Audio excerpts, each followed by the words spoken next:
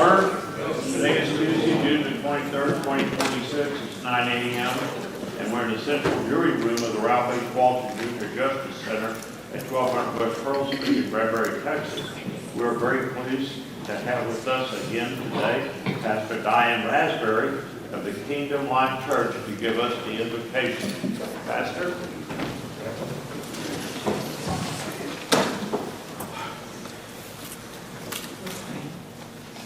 Holy Father, we come to you this morning with grateful hearts because you're our Father and we love you. Father, we also come to you with heavy hearts and worried hearts. Father, we ask that you guide this meeting, that you give wisdom and discernment to all those that are making decisions today, Lord. Father, it's obvious that we can't do this on our own and that we need you, Lord. We desperately need you to come into this situation, judge the situation because you're the only righteous judge. Amen. And to help those decisions to be made that's good for our community. Father, I ask that you be with each elected official here and each support staff. Father, I ask that you bless them. I know that they make sacrifices for this community, Lord, and their families make sacrifices. So, Father, I ask that you richly, richly, richly bless them. And, Father, I ask that you keep them safe. Lord, I ask that you be with each person that's here. Lord, I ask that you bless them. Father, I ask that you help us to bring more unity within our city and our community, Lord. Father, I ask that you forgive us where we failed you. You forgive us for the anger and the bitterness, Lord.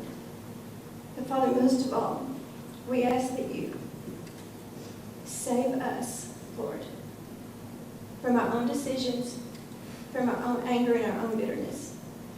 Father, forgive us where we failed you, Lord. We trust you, Father, and we declare that you are God and we are not. So, Father, guide this meeting, guide each decision that's made, Lord. And, Father, we ask that your will be done above all things. Lord, we lay these prayers at your feet today, Lord, and we say thank you in advance for answered prayer. Yes. We give you all the glory, Lord. In Jesus' name, amen. Amen. Please join me in the pledge to the United States of America as we are about to celebrate our 250th year. I pledge Allegiance to the flag of the United States of America and to the republic for which it stands, one nation under God, indivisible, with liberty and justice for all. I pledge to the great state of Texas. Honor the Texas flag. I pledge allegiance to thee, Texas, one state under God, one and indivisible.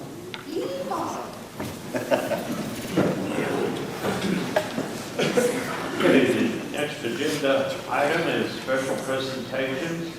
And the first award is an award presentation for Hood County Youth Services 7th Annual Blood Drive, Battle of the Badges by Carter Blood. Miss Mary, you going to bring your group up and receive this?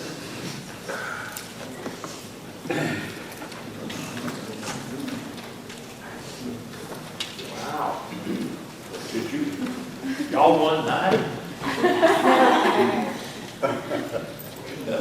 Please. Hey, good morning. I'm Debbie with Carter Blood Care, and I'm here to present the award for the Battle of the Badges, the 7th annual. And today we're here to recognize our Battle of the Badges Blood Drive champions, the fire department. Through their dedication, teamwork, and commitment to saving our community, they brought the most donors in and helped make a life-saving difference for the patients in need. We collected 116 pints of blood, which helped up to 348 patients in need. On behalf of Carter Blood Care and the patients in need, we thank you for your support, your generosity, and continued commitment to our community. Congratulations to the fire department on winning this year's Battle of the Badges. Woohoo!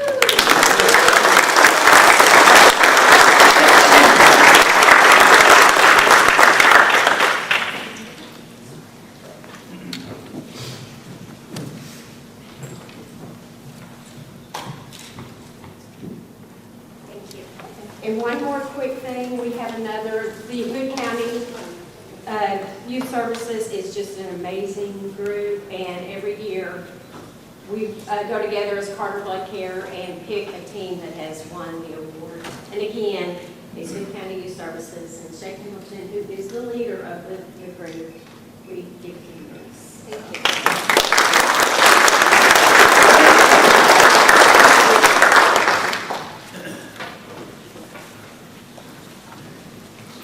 Okay, where is Yeah, that's what I'm saying. Is the fire marshal, you go give the safety briefing? Good morning, everybody. Just a quick reminder, so everybody that doesn't know, we have exits at the back of the building here, also at the front. Exits on the outside of the building at each end or where you came in at. If anybody has any kind of medical emergency, be sure to either let myself or one of the officers in the back know. There's an AED out in the corridor that we'll be able to get and take care of it. Thank you. Yes, sir. Okay. And the next award is the presenter proclamation to designate July the 7th, 2026 as Fallen Officer Enforcement Day. Ms. Margaret Cook. Y'all want to do that?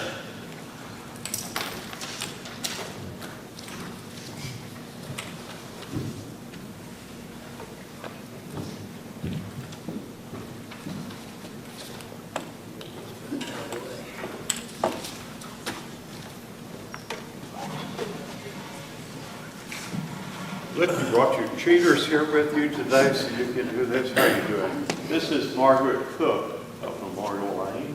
And this is, I don't know, what is your name? You're a newcomer here. Yeah. This is Faye Linda here. You're every commissioner's court. So go ahead and read this, please. Whereas Governor Greg Abbott designated July 7th as Fallen Officer Law Enforcement Officer Day in recognition of the ultimate sacrifice made by Texas law enforcement officers killed in the line of duty. And whereas July 7th is the anniversary of the Manchester-style attack that took the lives of 5 Dallas officers in 2016. This was the deadliest attack on U.S. law enforcement since September 11, 2001. And whereas it is our officers who put their lives on the line for us every day to ensure our safety and well-being, we must stand in support of these brave men and women, and their sacrifices must be remembered. Now therefore, be it proclaimed that the Hood County Commissioners Court does hereby recognize July 7, 2026 as Fallen Law Enforcement Officer Day in Hood County, and ask that all citizens take a moment to honor the memory of these fallen heroes who died in the line of duty and to pray for their families and communities. Signed this 23rd day of June 2026, Judge Massengale and the Commissioners Court. Thank you. Yes, great.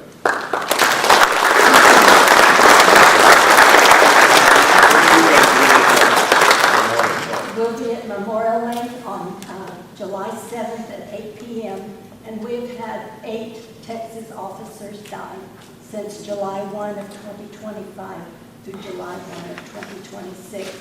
We would love to have you be there with us to remember these fallen heroes.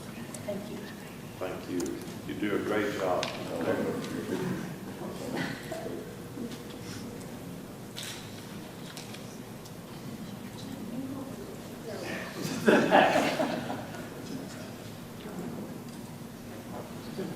Jay, thank you. Thank you. Thank you, sir.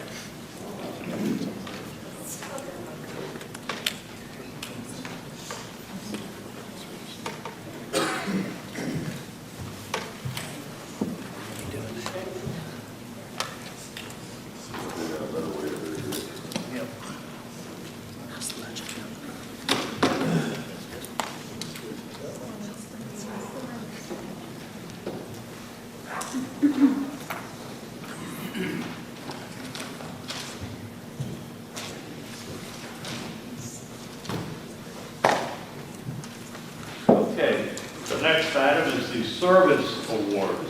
And the first award is Belinda George for 5 years.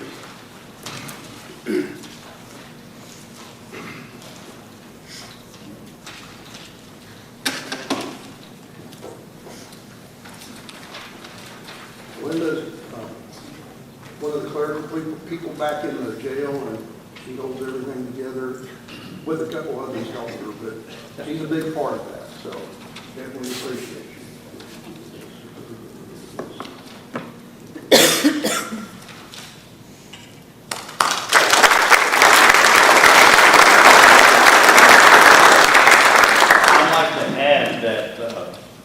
Sheriff Deeds just passed his 18th or 19th? 18.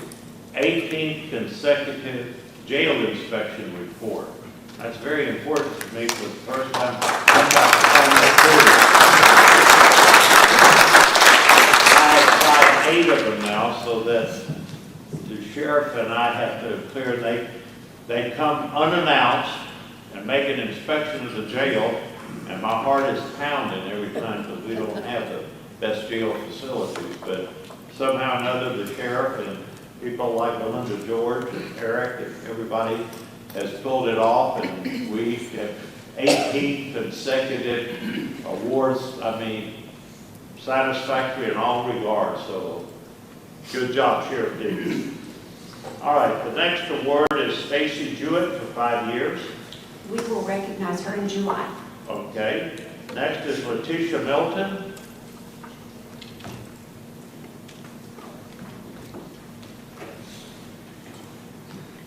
This is one of Mrs. Berry's good people that do another fabulous job here. Yes, sir. Letitia handles one of our high-risk caseloads. She does an outstanding job, and we're very, very thankful to have her. Thank you.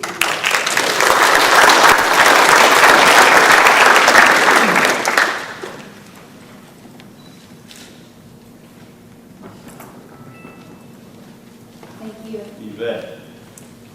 Okay, and the next one is Patricia Redway. I mean, does an excellent job here for this guy here, who's a fixture around here, Mr. Constable Chad Jordan here. He definitely keeps that office.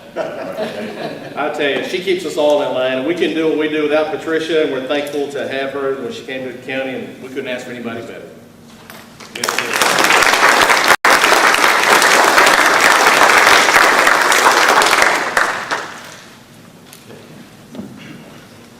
All right, the next agenda item is citizens' comments at large. I guess you're working on them. How many do you have? 15. 15? Judge, I'm going to move that we allow 5 minutes per speaker.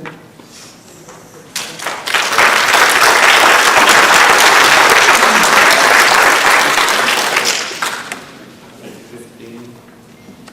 All right, a motion been made to allow 5 minutes. I'll second it. Okay, second by Commissioner Eagle. All those in favor say aye. Aye. Okay. So we're going to allow 5 minutes per person here. And the first speaker is Matt Long.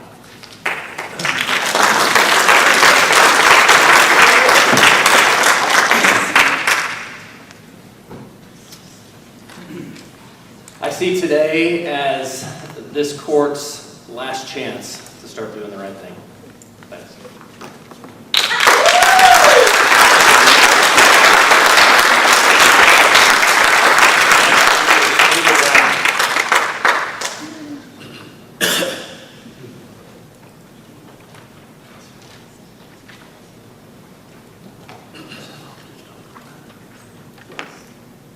Good morning, Judge, Commissioners.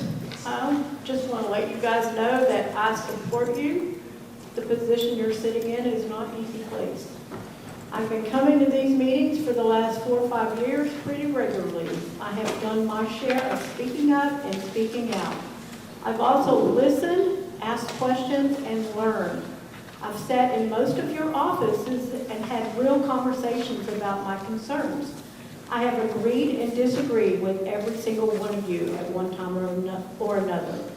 When you were elected to this office, you were elected as a Republican by Republicans in Hood County. But once you took office, you should be representing all people of Hood County, not just the Republicans, and certainly not just those who voted for you. Today, I would like to ask you to get these meetings back to county business. There are 3 items on today's agenda that are not county business. They are In my opinion, they should be reported on and discussed in other venues, Facebook, Nextdoor, or Republican meetings. Nanette and Dave, since you are the ones that put these on the agenda, I hope you have extended the same opportunity to the Democrats, since you also represent them. I would like to see items 13, 15, and 16 pulled until such time as we can hear from both political parties. And Dave, your item about your absences could have been explained right here in open comments. Thank you. The next speaker is Greg Carroll.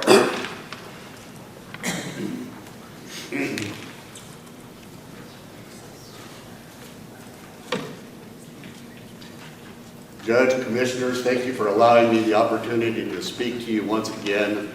Sure do appreciate everything that you do. I've been shopping a little bit for my wife's birthday, and I came across a little tapestry that I noted when I looked at it. It said, "Do not let fear dictate your future." I don't know who made that quote. It's just on a tapestry. Don't let fear dictate your future. And so today I stand before you and I ask that you all take that into consideration as you make decisions from the dais. I know that many of you have demonstrated courage in different ways.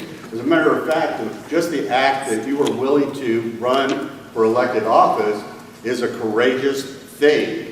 I know that some of you have dealt with some fears about being sued. I know that you can all overcome that.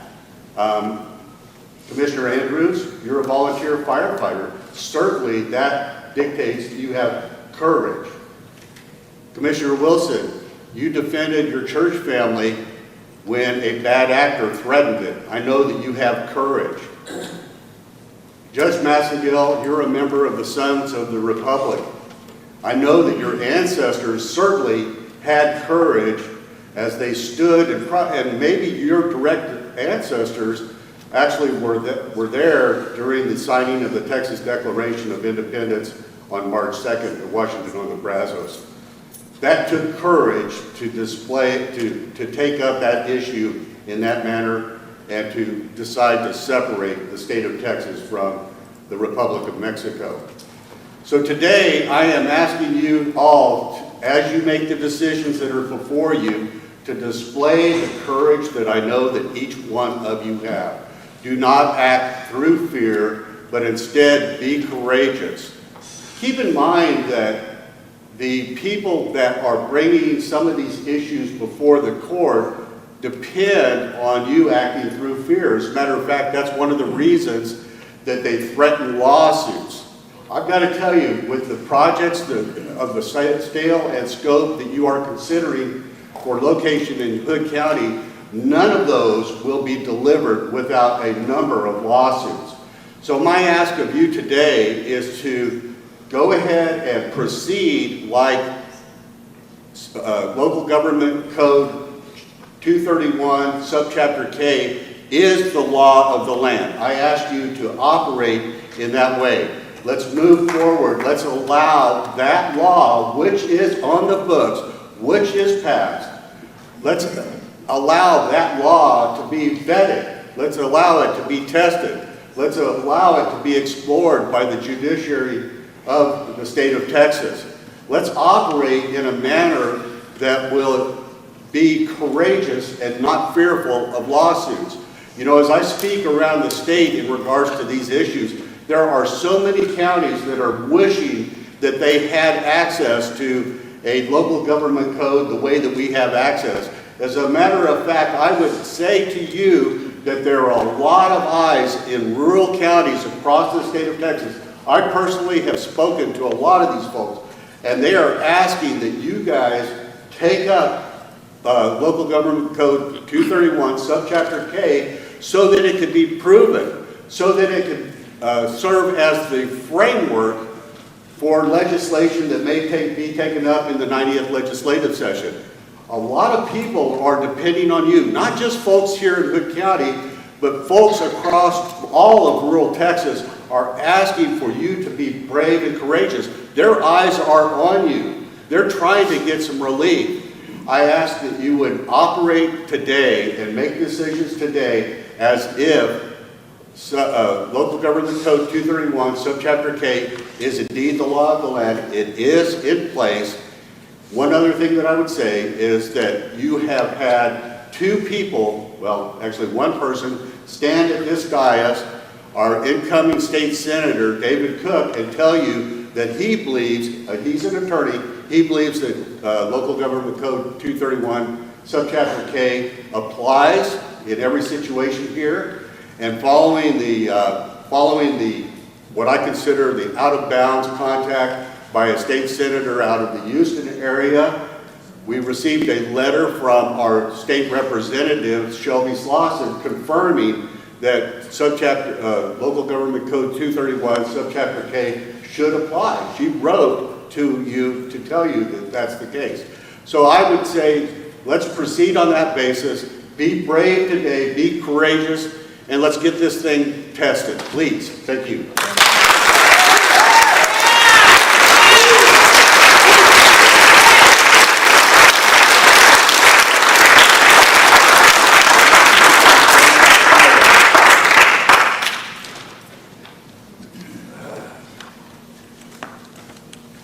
Yep, I'm short.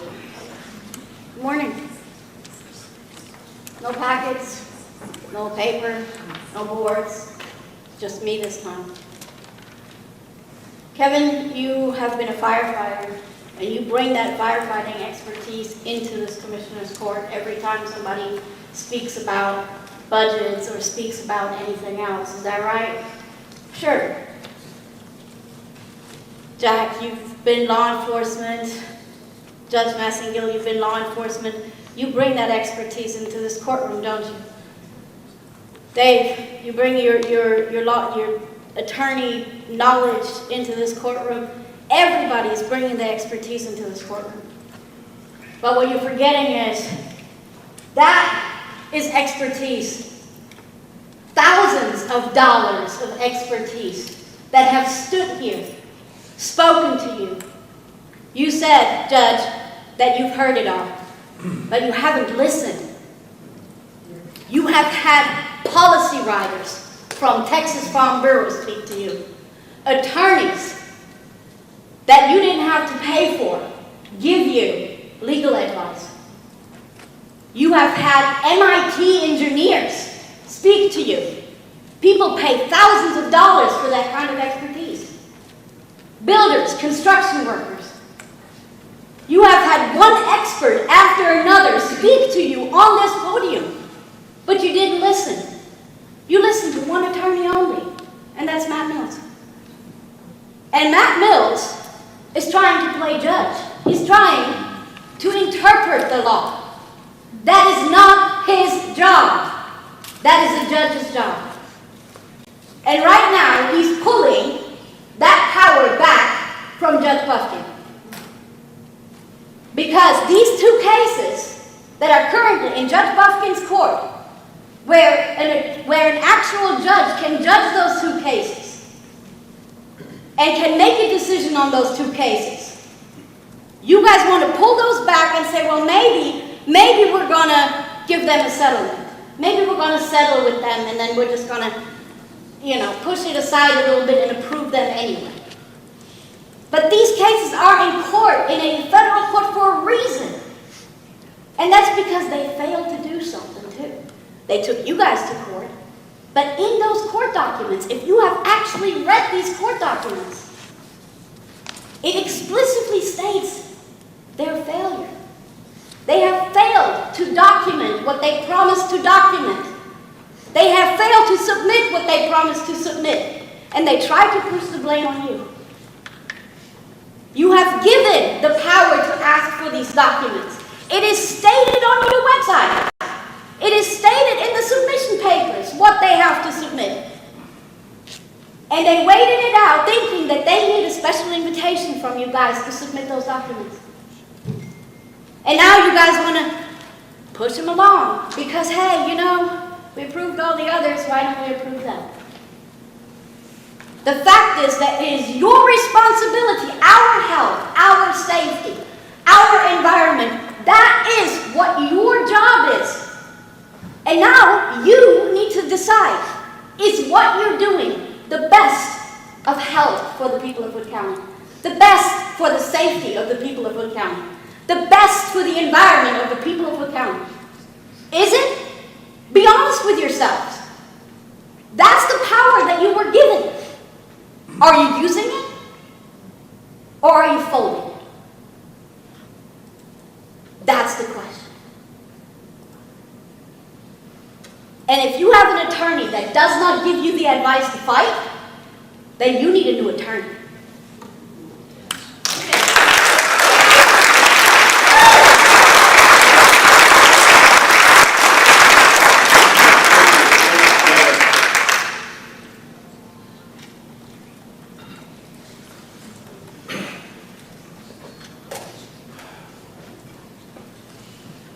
Morning, Judge, Commissioners.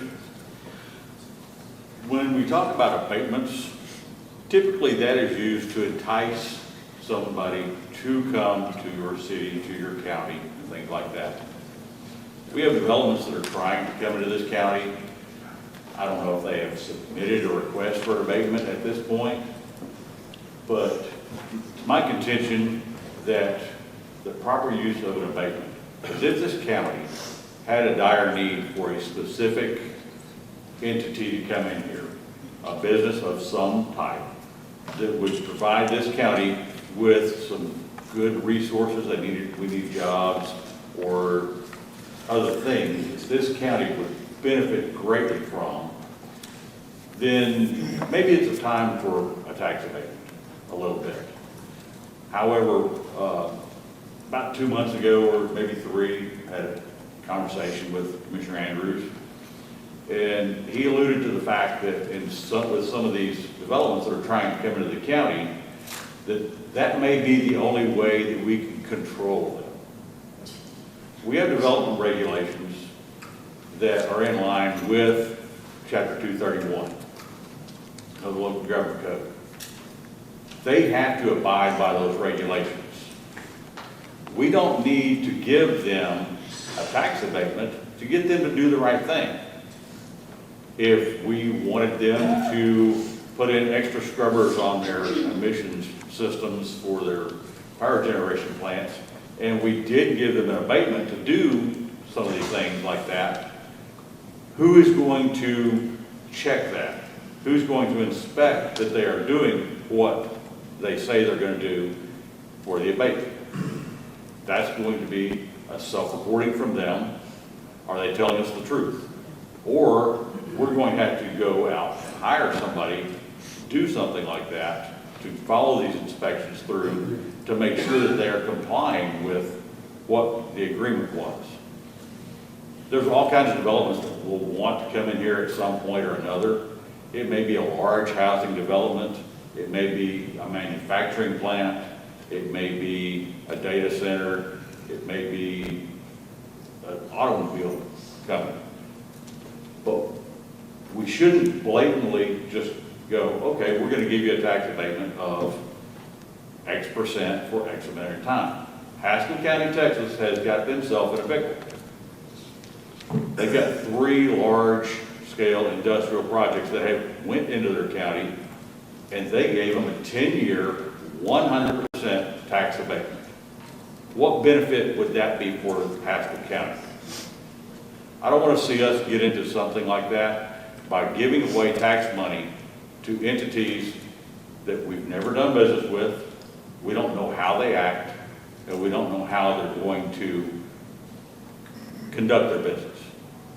So think very hard about anything that comes up about tax abatements, because if you give the tax abatement, it's going to cost you money in some form or another. Thank you.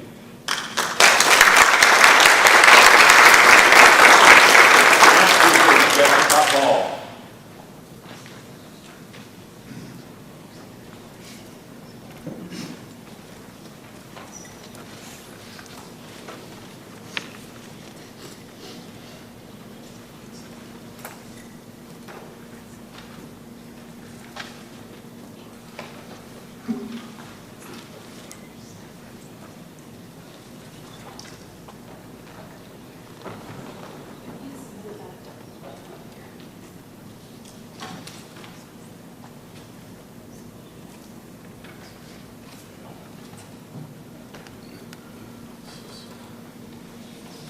So your reference is on page 2.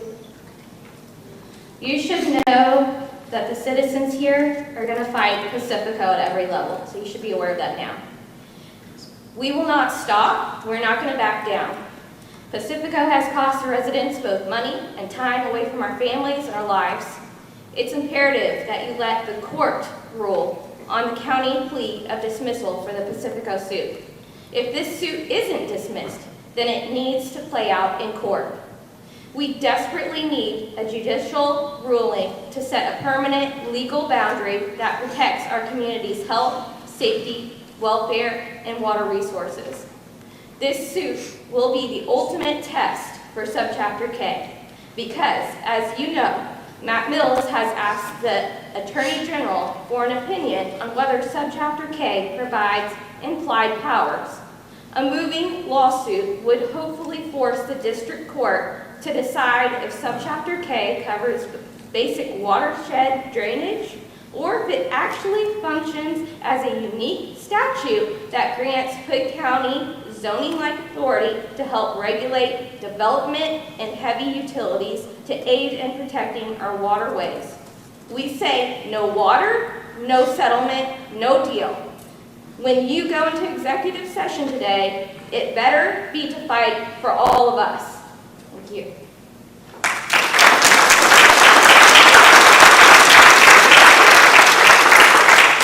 Speaker is Bob Slater.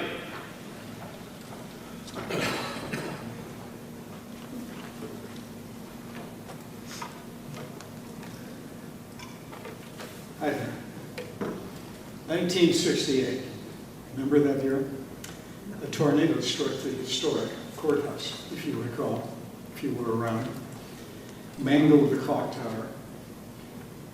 The Hood County Commissioners at the time suggested that they would not replace the clock tower. They would rebuild the courthouse with limestone and make it look like a warehouse, which seems rather odd. But along came the Granbury Women's Club with strength, courage, and fortitude. And the commissioners said, maybe we should pause here and rethink this. And they did.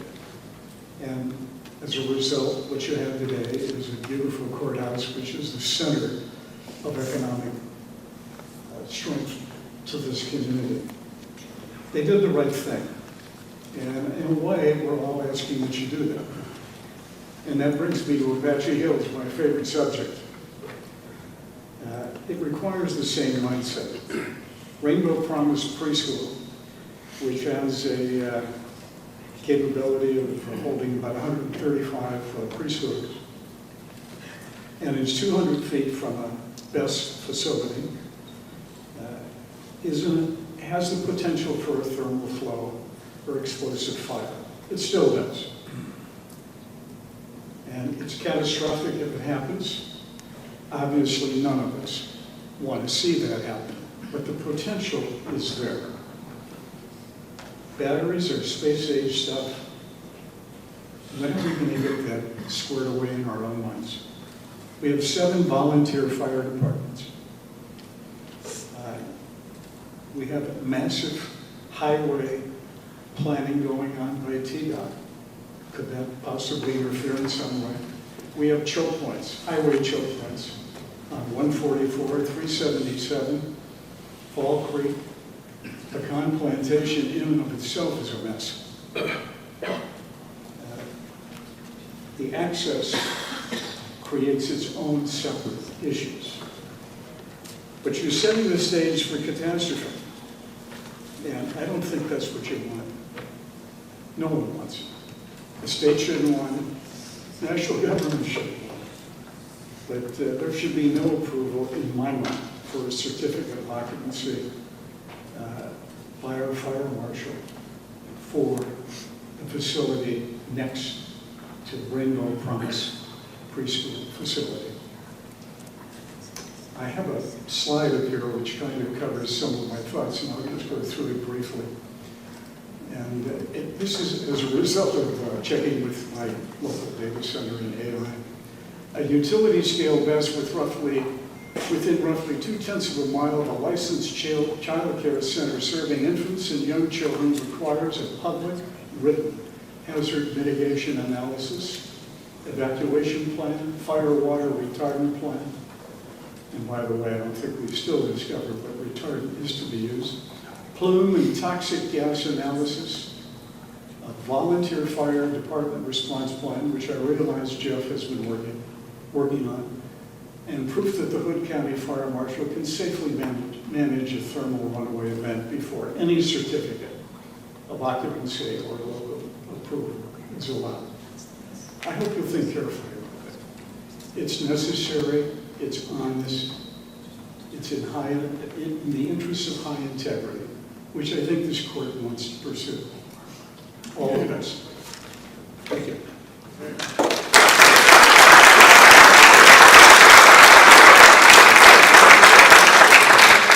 Next speaker is Shannon Wolf.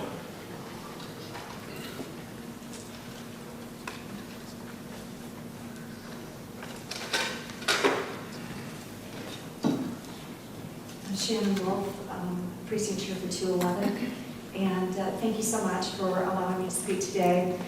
Judge and commissioners, over the past 6 months, you have heard from citizens here, you have heard from community leaders throughout Hood County, the Development Commission, and state representatives, including soon-to-be State Senator David Cook. They've all urged you to protect our county from unchecked expansion of data centers and gas power plants that accompany them. 2 weeks ago, the Texas Republican Convention sent a clear message to all Texans and especially to Republican lawmakers. By making the regulation of data centers within the top 13 legislative priorities, and you might remember that following the 2024 Republican Convention, over 40 of the legislative priorities were passed. Data centers made the top 13.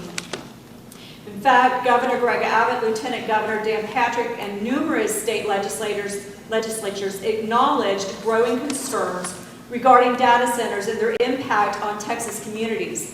Ken Paxton from the stage, and I was there, I heard him, he said that he was targeting big tech. So it's not just data centers, he's looking at all of it. So he's targeting that, and that's one of his platforms as he runs for senator. Governor Abbott has indicated that a special legislative session is likely to happen this summer, and lawmakers are already discussing measures to regulate these facilities and protect Texas water resources. You might notice that we have some empty seats here. You might not have known that at 6 o'clock this morning, a bus left from Hood County going down to Austin because there is a hearing that is going on right now. As we meet here, they're meeting in Austin with our lawmakers to discuss how to regulate the use of water by these data centers and their power plants. So we know that the message out of Austin is really clear. Regulation is coming, and it is coming soon. I've looked at some of these proposed regulations. One is the use of water, including the idea that these data centers cannot use water that belongs to citizens. They're going to have to provide their own. The other is electricity. They're going to have to provide their own electricity. They're also looking at not allowing abatements. That abatements are completely off the table in the state of Texas. Size of these data centers, proximity to neighbors, all of this is being discussed. Probably this summer, legislation hopefully will be passed. That is why I respectfully ask this court to not take action that would effectively reverse its previous decisions or settle these matters before the legal process and legislative processes have the opportunity to run their course. The developers have filed lawsuits. Okay, let the courts hear the cases. The developers have their attorneys to present their interests. The citizens of Hood County, through you, have attorneys to represent us. Our judicial system exists for precisely these situations.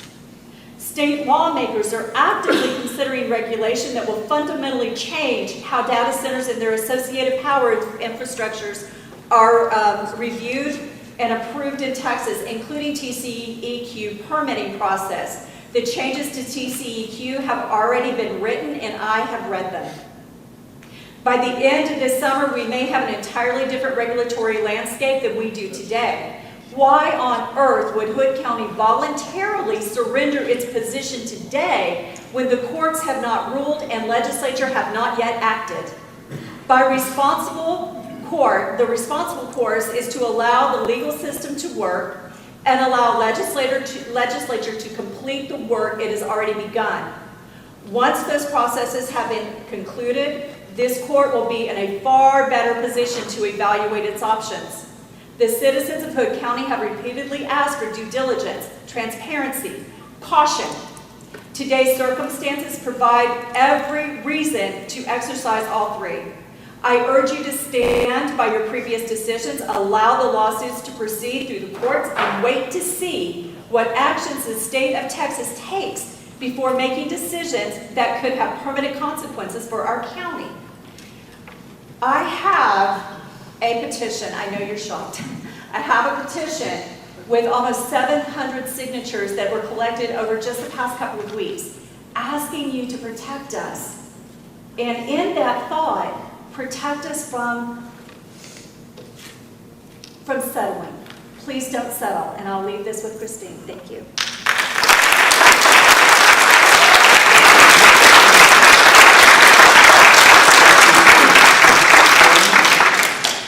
Kent McKern.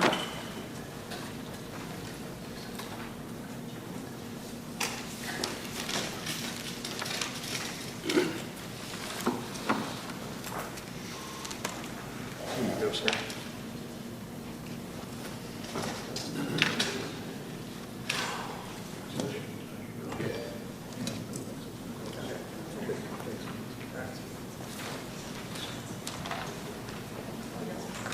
It's MCK. And I've got it in the packet here. Yeah.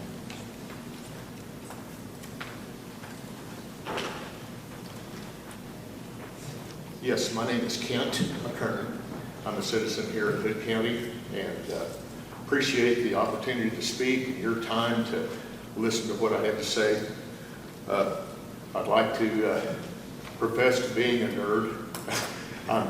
My technical degree is in electrical engineering, and my high school hero was an engineer from MIT.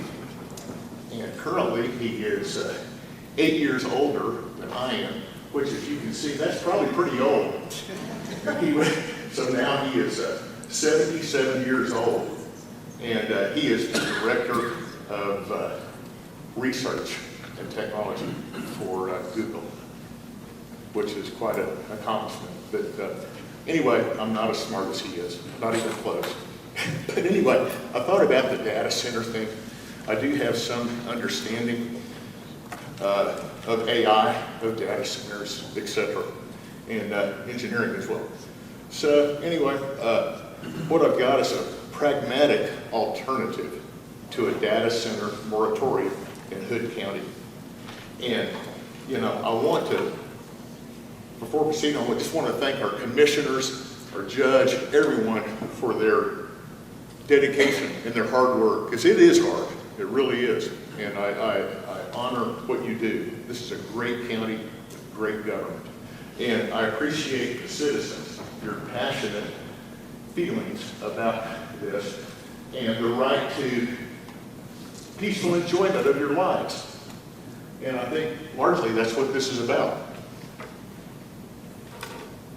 Recent discussions surrounding data centers in Hood County has centered on whether counties have constitutional authority to impose a moratorium on this type of project. Our local citizens are mostly opposed to having these data centers located in our county. They also believe that our citizens have the right to peaceful enjoyment of their lives. State officials, for example, Paul Betancourt in Austin, have warned that counties likely do not possess that authority. Hood County can adopt a legally defensible approach that would make developers look for another county in which they can build their giant data center. Hood County can require developers to post substantial reclamation and decommissioning bonds before construction begins. This requirement to require posting of bonds would help developers realize that Hood County would be far more expensive than other counties to construct their facility. In addition, I would certainly support no property tax abatement or other incentives that would further increase their cost. And this approach protects our taxpayers while allowing economic development and meeting state legal requirements. Why this matters: modern AI data centers are fundamentally different than traditional industrial buildings. Their economic value depends almost entirely on computer hardware inside them. Their hardware becomes extremely obsolete at a very, very rapid rate. The computing industry has long followed a pattern known as Moore's Law, first described by Intel co-founder Gordon Moore. He observed that computing power doubles every 18 to 24 months. The implication is profound. Within 7 years, computing hardware may be 8 to 16 times more powerful and dramatically more energy efficient. But wait, there's more. Quantum computing. I'll get more on that shortly. AI companies compete on electricity cost and processing efficiency, and older facilities quickly become uncompetitive. If an AI facility becomes economically obsolete, the owner, which is typically an LLC or other corporate entity, shell corporation, may simply file bankruptcy and walk away. A reclamation is a prudent way forward because we can ensure that all this infrastructure, all this disruption of land, etc., electrical infrastructure, water, everything will be removed and the land restored to its original condition. Moreover, a very significant risk is quantum computing.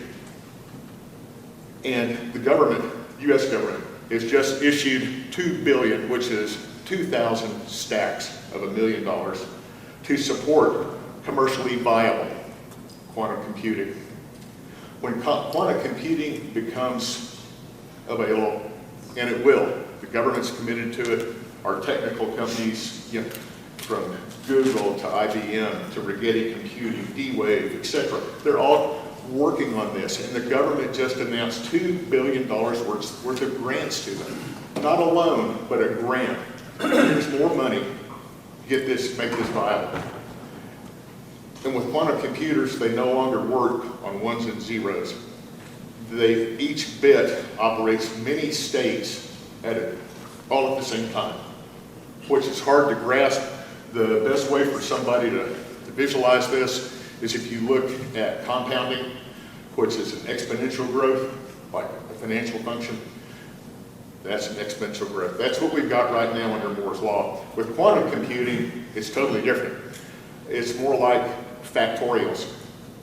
There's a mathematical concept called factorials, or equations. Basically, 3 factorial, the amount is 6.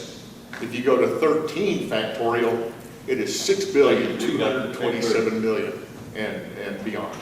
Your time's up, sorry. Oh, well, got your paper, though. Hopefully. What is the number here? Do what? Have 3, and then you got a bunch of zeros after. What is that number? In the technical appendix? It's the last line of your paper.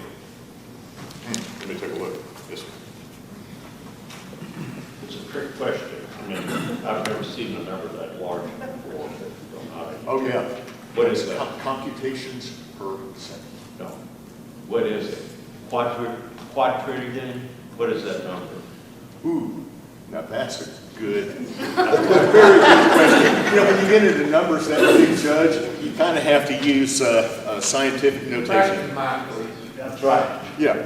Thank you, sir. When you get into numbers that big, you have to use scientific notation. Yes, sir. We got your paper. We'll read the rest of it. Thank you very much. You're very welcome, sir. Anybody has any questions? We can't ask questions. Do what? We cannot ask you questions. Feel free to reach out to me. My number's in the paper, and I'd love to be a help. Thank you. You're welcome. Thank you. The next speaker is Andy Walford.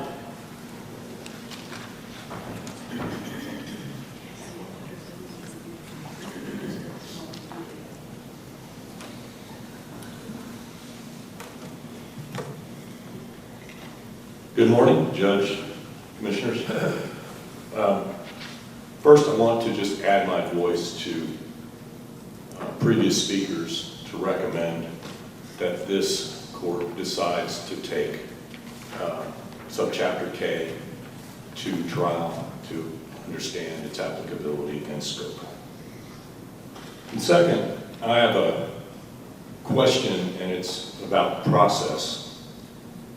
On June 1st, I wrote a letter to all of you, and on June 9th, I spoke in this court, and the topic was, who reviewed Project Spectrum's technical studies that were submitted as a requirement of the concept plan?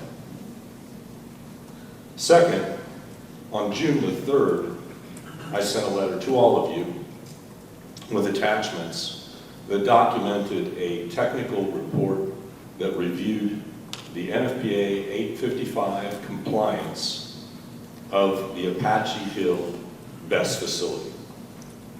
In those documents, I provided you with the reasons why their submittal was deficient. I made a recommendation to send an injunction to stop work until they became compliant with NFPA 855, and I made several other recommendations. So my question is, and I'll end with this, what's happened since?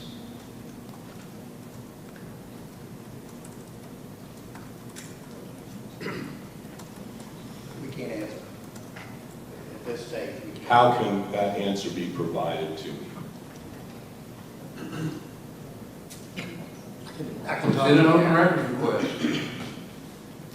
I provided you with a service that if you had gone on to the open consulting marketplace, would have probably cost you near $100,000 based on what I found in the authorship of NFPA 55. I've invested time, knowledge, and shared it with you. I'd like the respect of having a follow-up. Yes.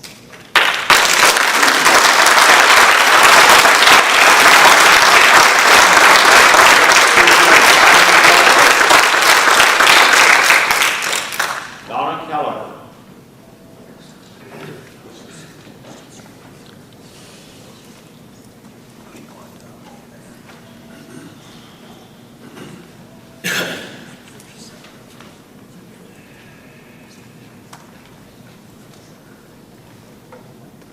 Good morning, Judge, Commissioners, and citizens of Hood County.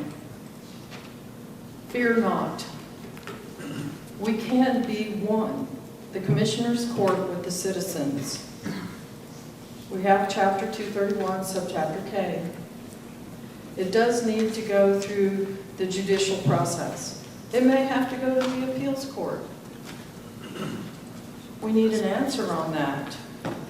And I realized, with my husband's help, since he did go to MIT, he's a lot smarter than I am, that we have a win-win. It's been stated that our legal bills are mounting, that the county is concerned for the cost to the citizens, etc. And so I did a little math, because we're in the range of $154,770 in legal bills. Divide that by the citizens of Hood County, 67,000 citizens, and you get $2.31 per citizen. I'm worth more than $2.31 for my happiness, my well-being, and my love of Hood County. Multiply that number, and let's spend $23.10 per citizen, and now you have $1.54 million for legal expense. We are worth it. And you really don't have to worry about paying it. You don't have to worry, because this is the win-win. Let's say we go to court and we win. They pay our legal bills. Yay, hooray.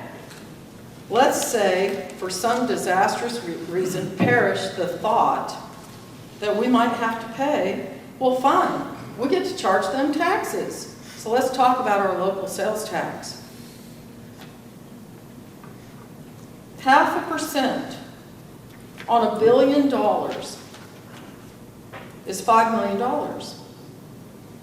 2% on $1 billion is $20 million.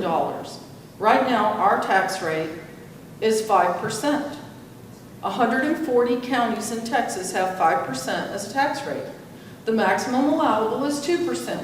And 114 counties have a tax rate that's greater than 0.5%.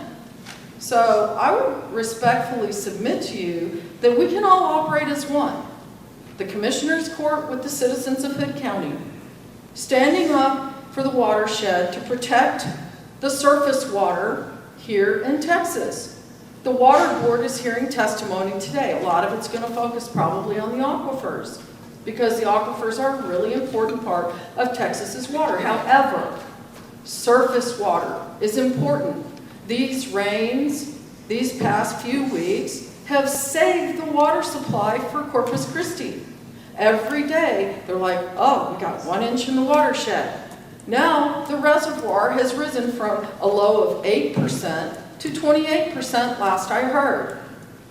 Surface water is very important.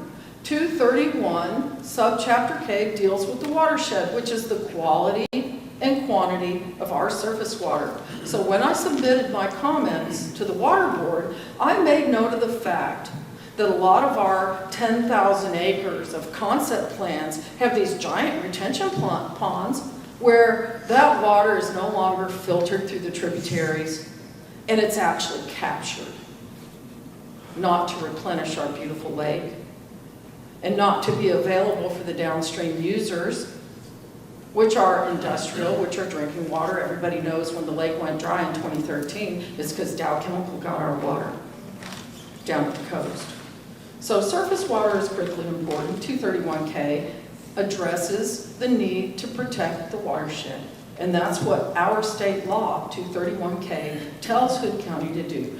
I strongly suggest to you, you have a win-win here. Take it to court.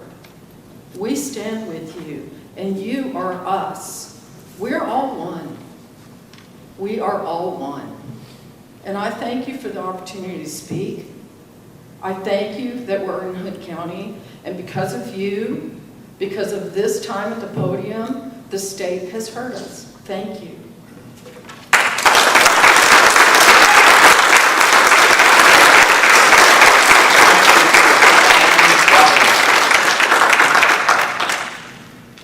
Anna Robertson.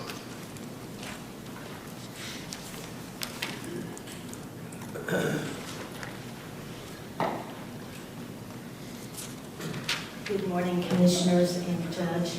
I thank you for allowing me to speak again. I'm sure you're tired of seeing me come here. I'm tired of having to come here myself, so I understand. I want to make you aware of something I just learned, that and you can check it out, Hays County has declared a state of emergency regarding data centers and the water usage. So you might want to look into that. I agree with all these others that have stood here and suggested we use and test in the court. Let Judge Bufkin make a ruling on subchapter K or 231. I just think it's not for you to have to circumvent that or to stop that process. Let's go forward. Now I want to speak on something different. I have a colonial ancestor. His banner is down around the square. His name is Captain John Farrow. His grandfather was one of the first Jamestown settlers, first 100. He was first cousin to President Thomas Jefferson. His mother, Judith Jefferson, was his aunt, my 7th great grandparents were Thomas Jefferson's grandparents. But something terrible has happened about our 250th anniversary celebration in my mind. First, we have Constellation sending out propaganda in the form of questionnaires to Hood County residents trying to educate us and convince us that data centers are our necessary friends and why we should be willing to sacrifice everything dear to us to worship at the AI altar.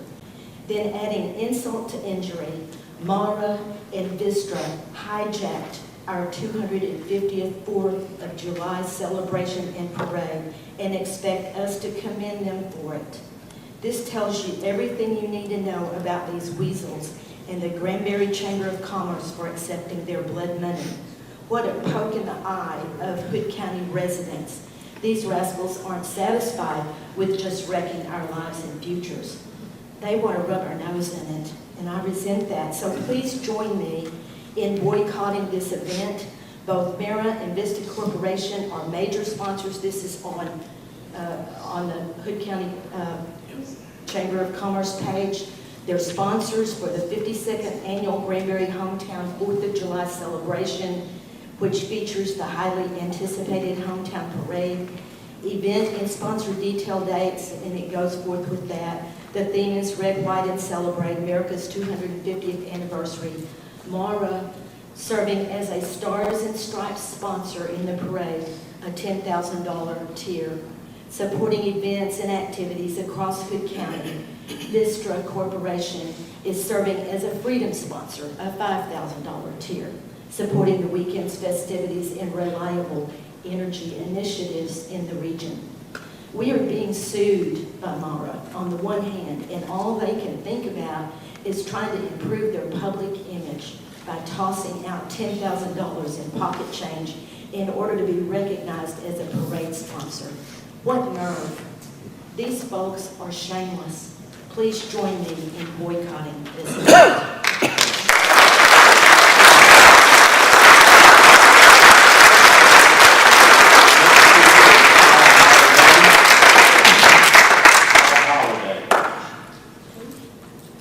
Paul Holiday.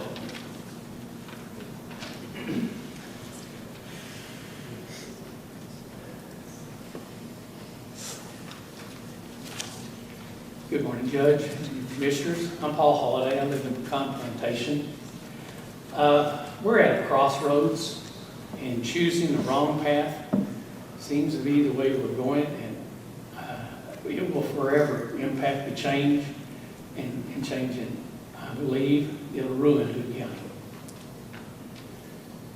You're aware of every one of these data centers that are wanting to take over this community and can see this from 35,000 foot level. Do not make this choice. I ask you, is TCEQ looking at it this way? Is the Brazos River Authority looking at it? Is TxDOT looking at it? Or will they just rubber stamp each one of these in a vacuum and not see the whole picture? Even one or two of these in Hood County will forever change the landscape of our community. And I ask, how does this benefit Hood County? I have never heard that question answered. How does it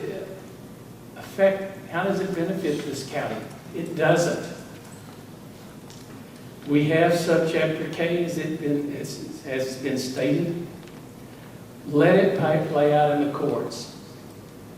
You were elected by the people, the great people of Hood County here, to preserve Hood County. You five have been given the privilege of serving this Hood County as Hood County Commissioners. Like I said before, we are at a crossroads, and you have the power to stop this attack on the county. It's time to stand up, have a backbone, and do your job that you were elected to do. Thank you.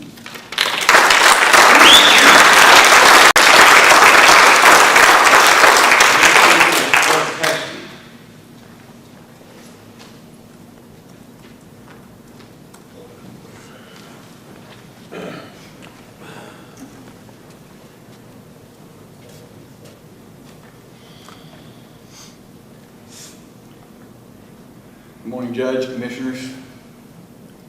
From 2005 to 2009, I had the opportunity to lead the design services on what was touted as the largest development in U.S. history. It was the Aria City Center development in Las Vegas. It was 4 years of my life. I understand large-scale developments.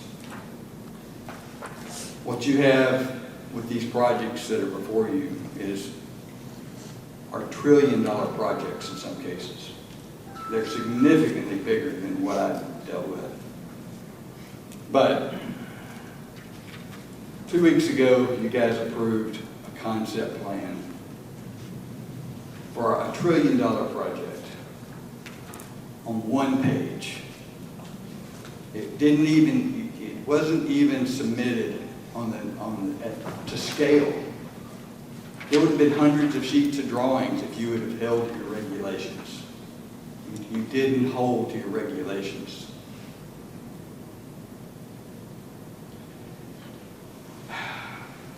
Those drawings require that they show that your districts that are required in your development regulations show the district lines. That those just little simple technicalities like that.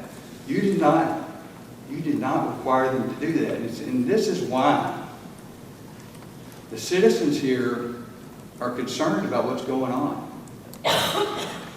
It seems that you want these projects to occur. I wish you'd just be truthful if that's the case. I clearly believe that the way that you folded on Amazon, you want that project. And if you do, that's fine. Tell the public you want it. The approval process in your development regulations say that this court, the Commissioners Court, may impose conditions on approval of concept plans as are reasonably necessary to assure that the plan is consistent with Hood County's strategic plan. Whether you want data centers or not, in my opinion, if I was on the court, it wouldn't matter. What would matter would be holding to the strategic plan, because that's what all these people want. They want you to hold to the strategic plan. I was appalled. That's all I can tell you. I was appalled that you approved a project of the scale on one piece of paper. Thank you.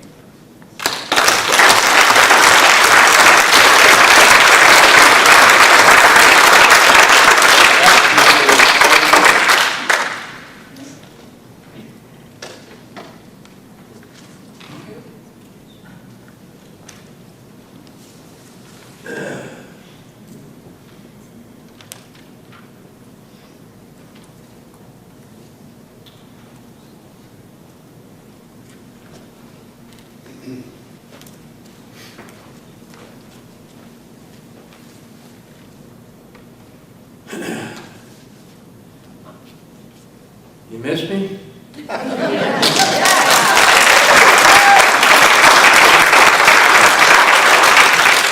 So I couldn't help myself to come up here and talk about a gaslighting event that happened in the newspaper this weekend.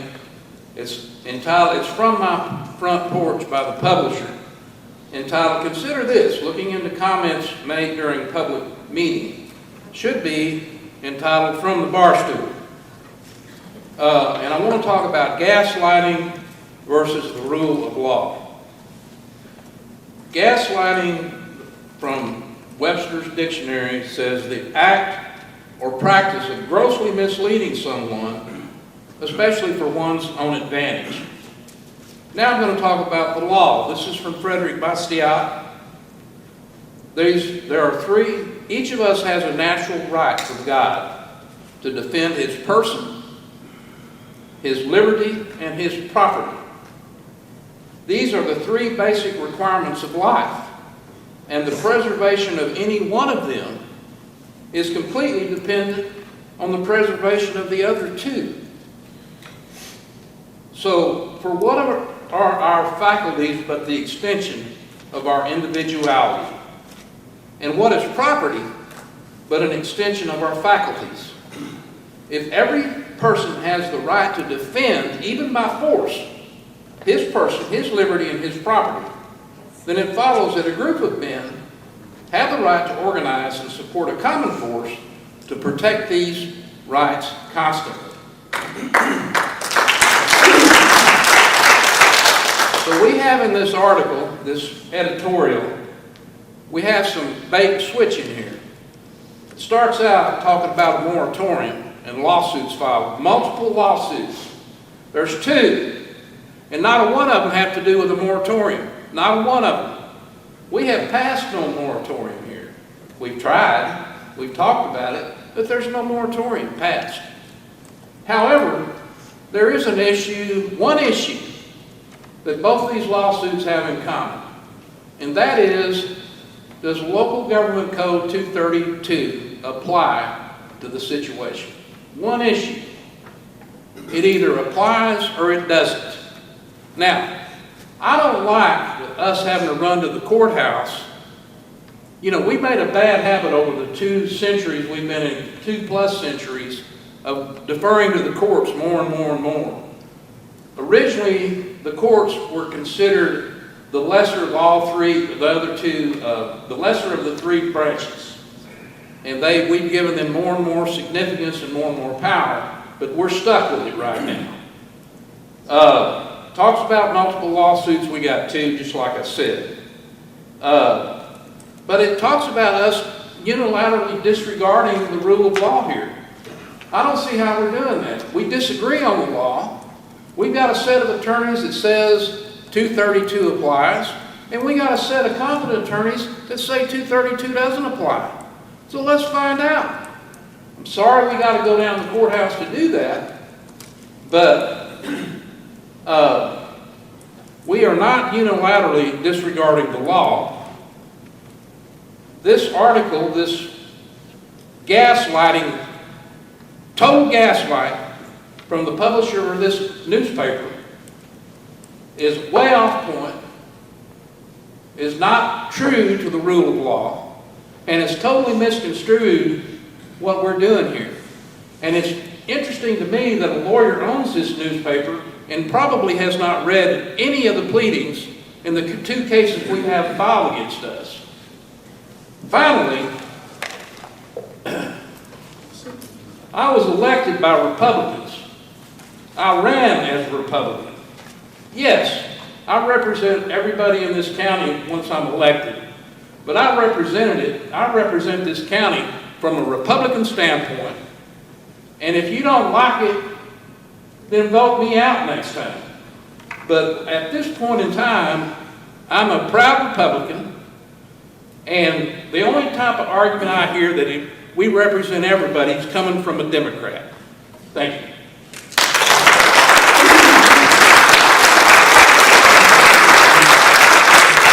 That concludes our comments at large, and we're now into the agenda items.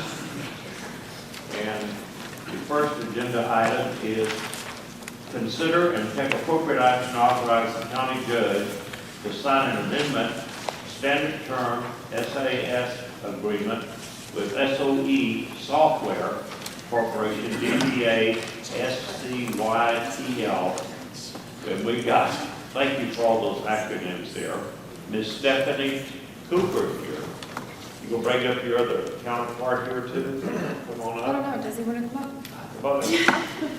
Denise is back down here. Okay, tell us about this. So this is just how election results are posted on our website. They're not, this replaces like a PDF document that's super hard to read. It's just a software that helps us show the public at 7 p.m. on election night what the election results are. It's not the official reporting mechanism that we use to report to the state. This is just a simple way to show the public. We've had it for 6+ years. I know we've renewed it once since I've been here. This is just a standard software. I know you had the county attorney's office to review it too. They said it was okay.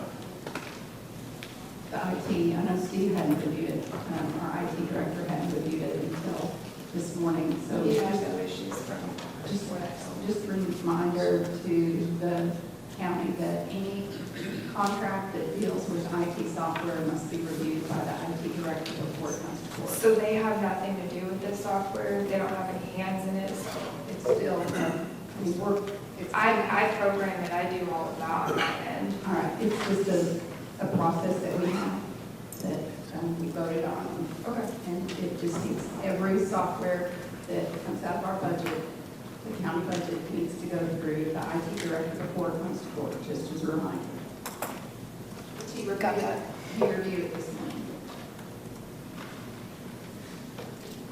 So what is the process that goes to the Secretary of State? What is that software?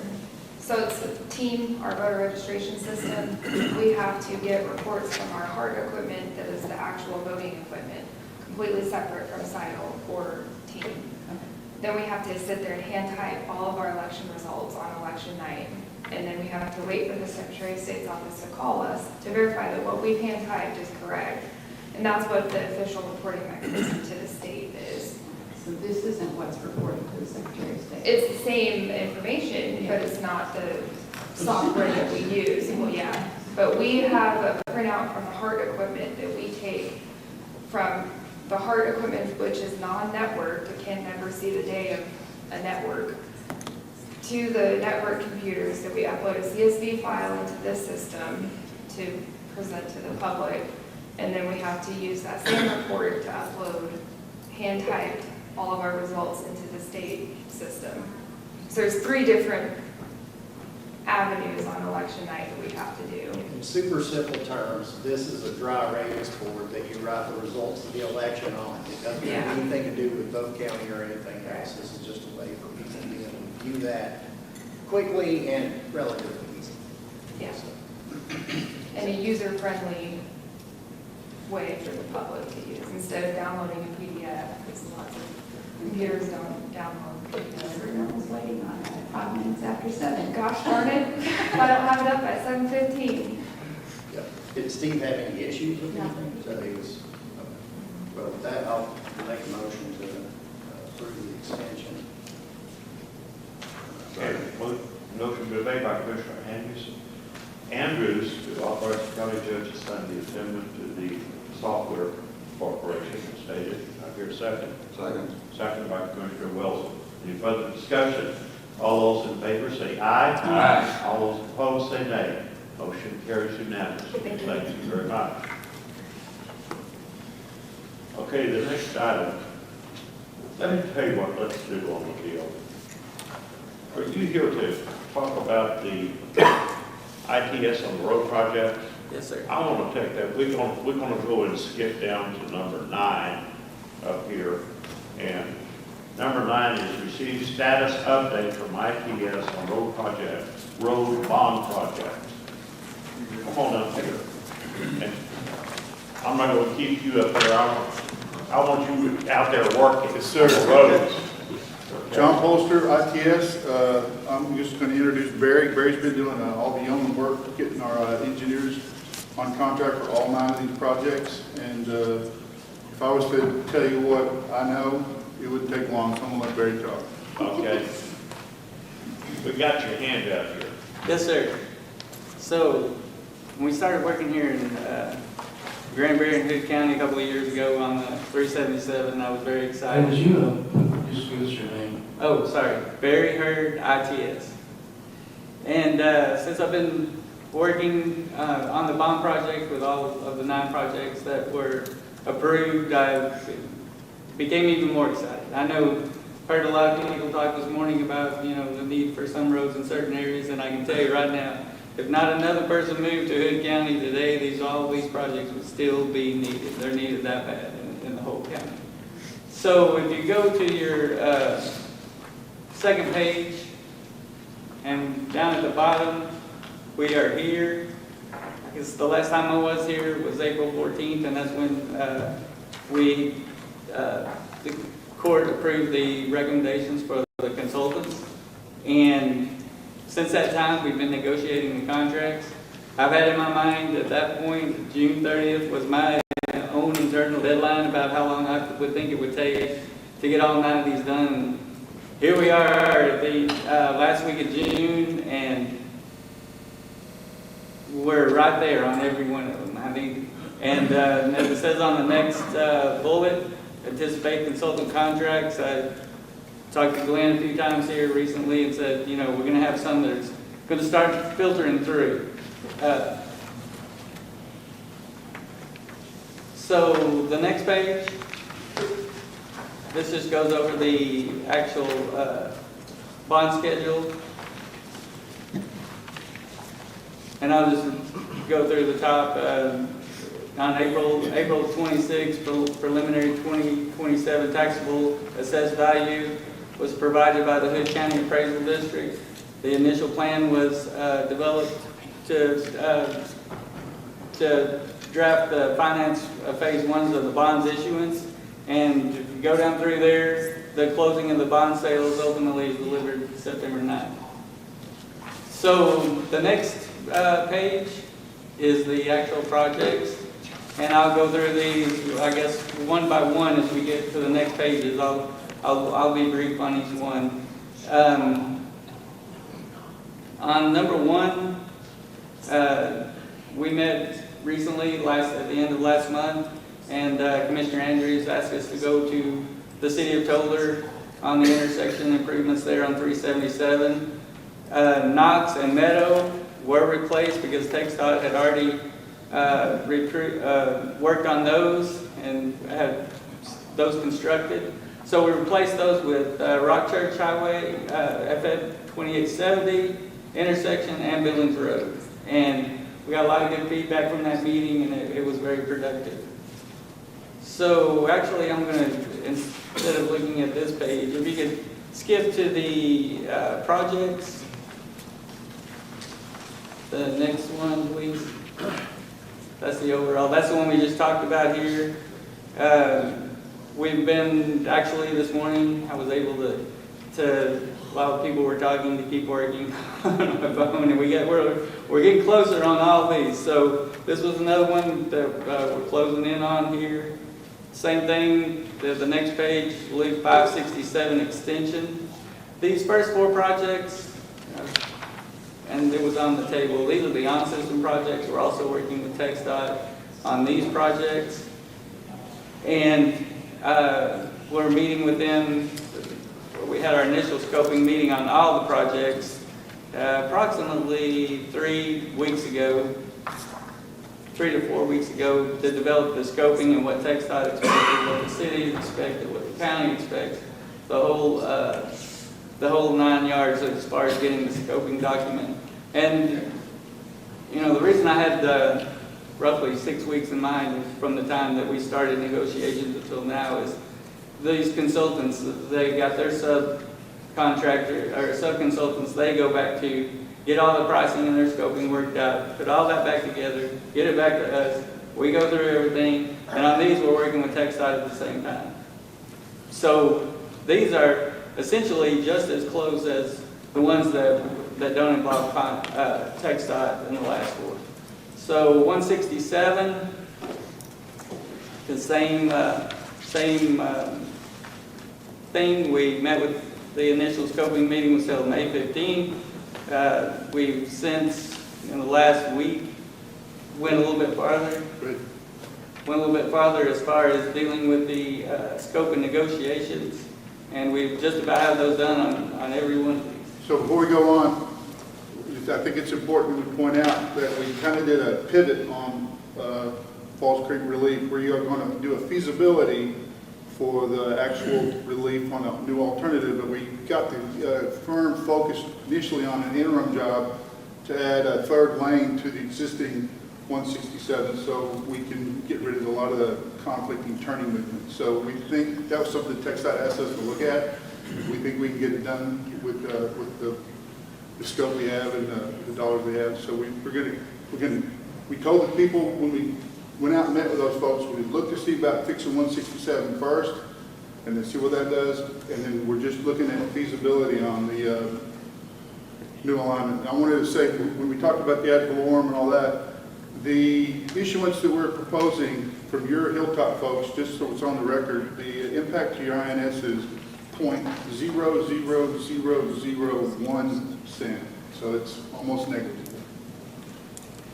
And actually, this was the best, once we got more involved, this was the best way to handle this project. Is look at feasibility on the new location at the same time we know we need improvements here. And Texas, agree. So will the development that's happening along Poteet Field, will that impact this at all? Or They we don't have to- communicated to us, is that the one on 377? Yes, Yes. they communicated to us that they want to coordinate to preserve a corridor through their development for this proposed route. So they're already working on it. And in fact, they've already been in contact with the consultant, even though we don't have him on board yet. We're that close, so. Good, thank you. Okay, moving on to 171. On our scoping meeting, we did speak with the city of Crescent. I'm glad you're back, and we're going to give you updates as soon as we get farther along here. So as soon as we get this one wrapped up, as far as the negotiations, we'll provide Commissioner Neal an update. Strouds Creek, the same thing. We're getting close to the end. Pecan Plantation, I know this is an important, very important project, and we're nearing the end on this one also. So these projects, same thing with Misty Meadow. Well, I'm sorry, that was Mitchell Bend. The last three, Mitchell Bend, we believe we have that finalized and be sending a contract shortly. Misty Meadows, roughly the same thing, sending a contract shortly. She's having a hard time keeping up. Oh, I'm sorry. I'm sorry. Go ahead to the next slide. I'm a lot better engineer than public speaker, I can tell you that. Well, I try to work that fast. Okay, so on the Pecan Plantation, the same thing, we're working with the consultant, and we almost have that one finalized. And our project here with Granbury, Old Granbury, we're nearing completion on this one also, as far as getting the negotiations, and worked with the City of Crescent and Granbury also for feedback and field trip and the whole thing. So one of the things, I know you said we're progressing and we're almost there. We take our job very seriously about spending your money wisely, and these consultants, when we think they come in higher than what we think it need to be, we take a shot at it, and then if they're on system, you let TxDOT talk about it. And then the reason we have two firms picked for every one of these projects is if we get to a point where we think that they're trying to ask us for more money than we think it's worth, we'll simply come to you, ask to terminate negotiations and move to the next firm. And there's nothing that motivates a firm more than to see one of their firms get shot in the head. So we're processing to make sure we hit or are under those marks on the first issuance for each one of these. and we're very close. I have a question. So during the public discussions and the hearings that we had, a lot of people were asking, when are you going to come and talk to us about our property? At what point in this timeline does that happen? So all of these are either environmental assessments or feasibility. Once we get into the project and we actually identify where we think are impacted properties, because right now we've got to go get surveys, we have to get right of entries to see if we're even impacting them. So it'll probably be 6 or 7 months after we get them on contract. They'll have to have time to go do some of their survey work and just, field work. And then at that point, we'll start to have a lot of public involvement where we go out and So December, January? probably January. As part of the scoping, the consultant knew they would have to scope in exactly the level of effort they were going to need for some of this communication. So they've had some initial communications already on really both ends of process. And the same thing on Falls Creek. Yeah, We've got scoped so that because when we're out there, the most people are going to rattle when we're just doing the feasibility, right? So we make sure we get to the level of service we want there, but we don't pay more than we need to for it. additional contact with the developers putting in that industrial park on 377, and he We connect did back to you? communicate, and we will, as Good. soon as we get the firm on contract, that'll be one of their Yes, stakeholders fair. for that feasibility. All right, thank you. So the gentleman that we talked to on the side of the river, He's pretty much a stakeholder. We have not talked to him again yet, no. but As soon as we get them on contract, Yes. we'll introduce those people to them. Exactly. I've got a quick question. If you'll go back to the Hood County Road Bond Program Loop 567 extension, about the 6th page or Yes, 5 sir. or 6 in, He wants to remind the map. to extend 567, should be page 6 or 7 right up front. So the question, that's a proposed new extension from 377 to come all the way around to 144. And what is the nomenclature of that road? It will be a loop, extension of the loop, so that's why we're working with TxDOT.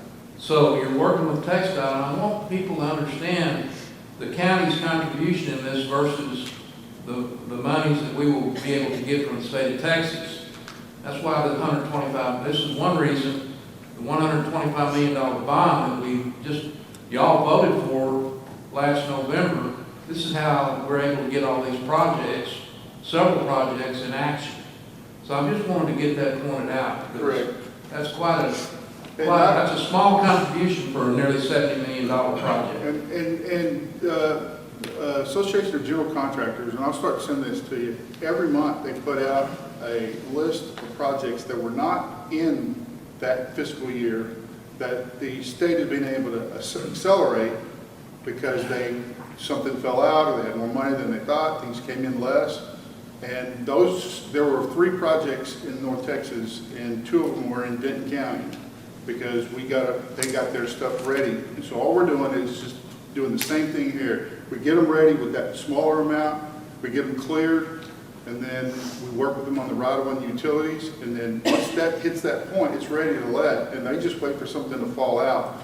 And that's what, just Fort Worth District guys have done it as well as the Dallas District, and so they've been right alongside us. They're pushing for this to happen. They want other counties in the Fort Worth District to try to do the same thing. Thank you. Y'all doing a good job. We're doing a good job. That's why we hired you. Yes, sir. And we're cheap. Good to see you. You too. Good to see All you. right, good deal.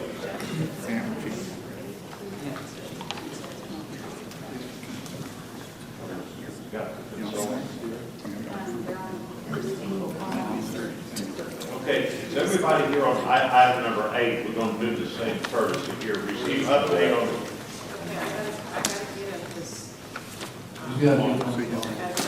P25 radio network analysis project.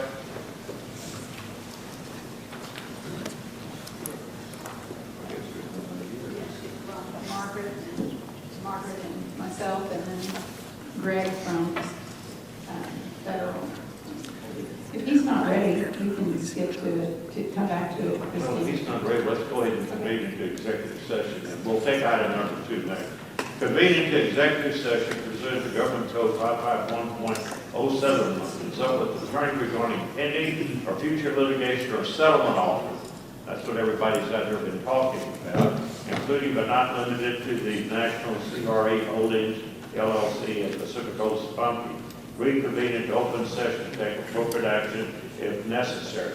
So that's what we're going to do right now in 23 until 11. So we are convening into executive session at this time.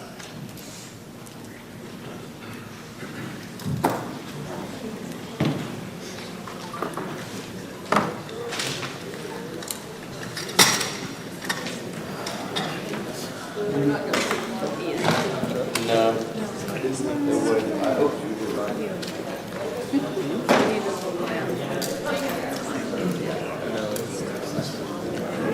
Dave.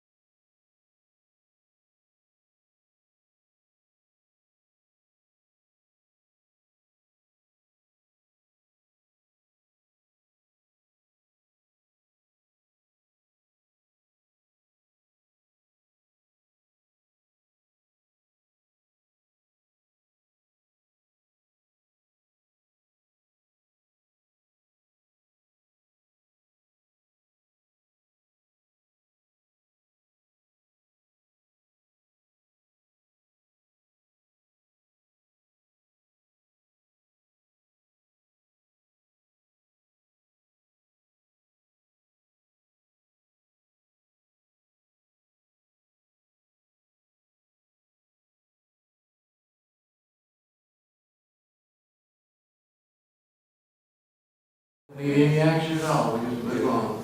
Thank you.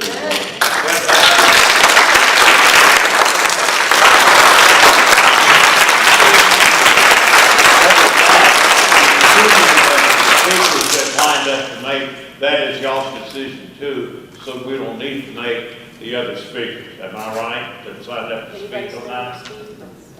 I'll retract mine. Thank you. Yeah, it'd be real nice just to retract it so we can move on. We got you Let's covered. do that. Okay, Thank you. good deal. Thank all of y'all.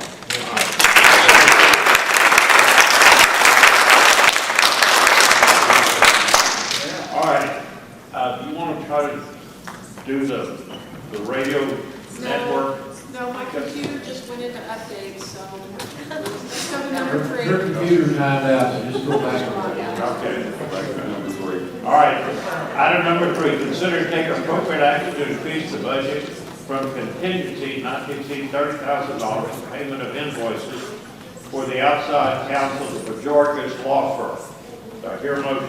Well, we need to have some account numbers on here. We talked about, we're going to move from contingency to the legal fees in Fund 10. So that is, on the account numbers. What? I thought we had a line item for attorney's fees. We do, but we're moving from contingency to attorney fees, because attorney fees is expenditure. We threw in that?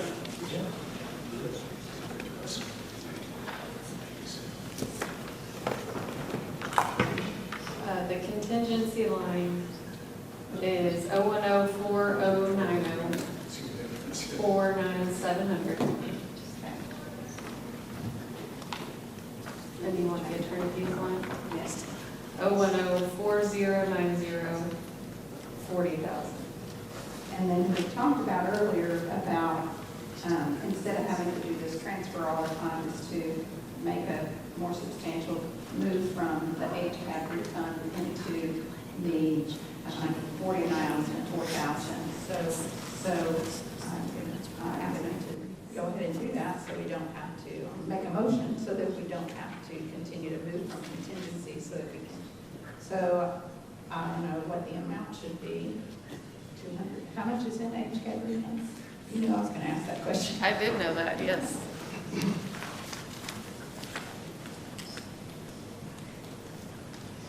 Right now, the HCAD refund balance is $519,648. So 200,000. Okay.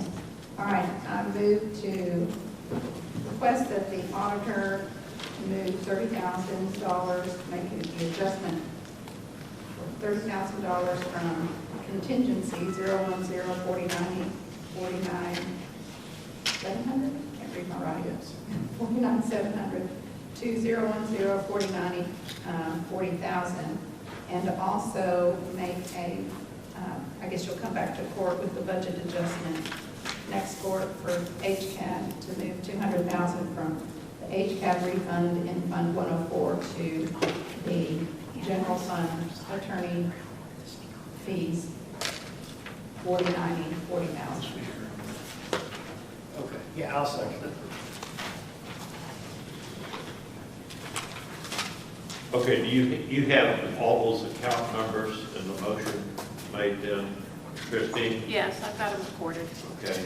Do I hear a second? Yeah, I'll second it. Second by Commissioner Andrews. Any further discussion? All those in favor say aye. Aye. All opposed say nay. Motion carries unanimously. Oh, come on up and speak. Well, we already had the motion, it was too complicated, so we'll let you go ahead and speak on it anyway. 1 minute. You guys, I just wanted to ask, how much did we initially put in that account? And now we're gonna put another 30,000, because I'm just wondering how much we spent so far. That was in the newspaper. It's about 200, isn't it? So, It was in the newspaper. Just Yeah. under $200,000.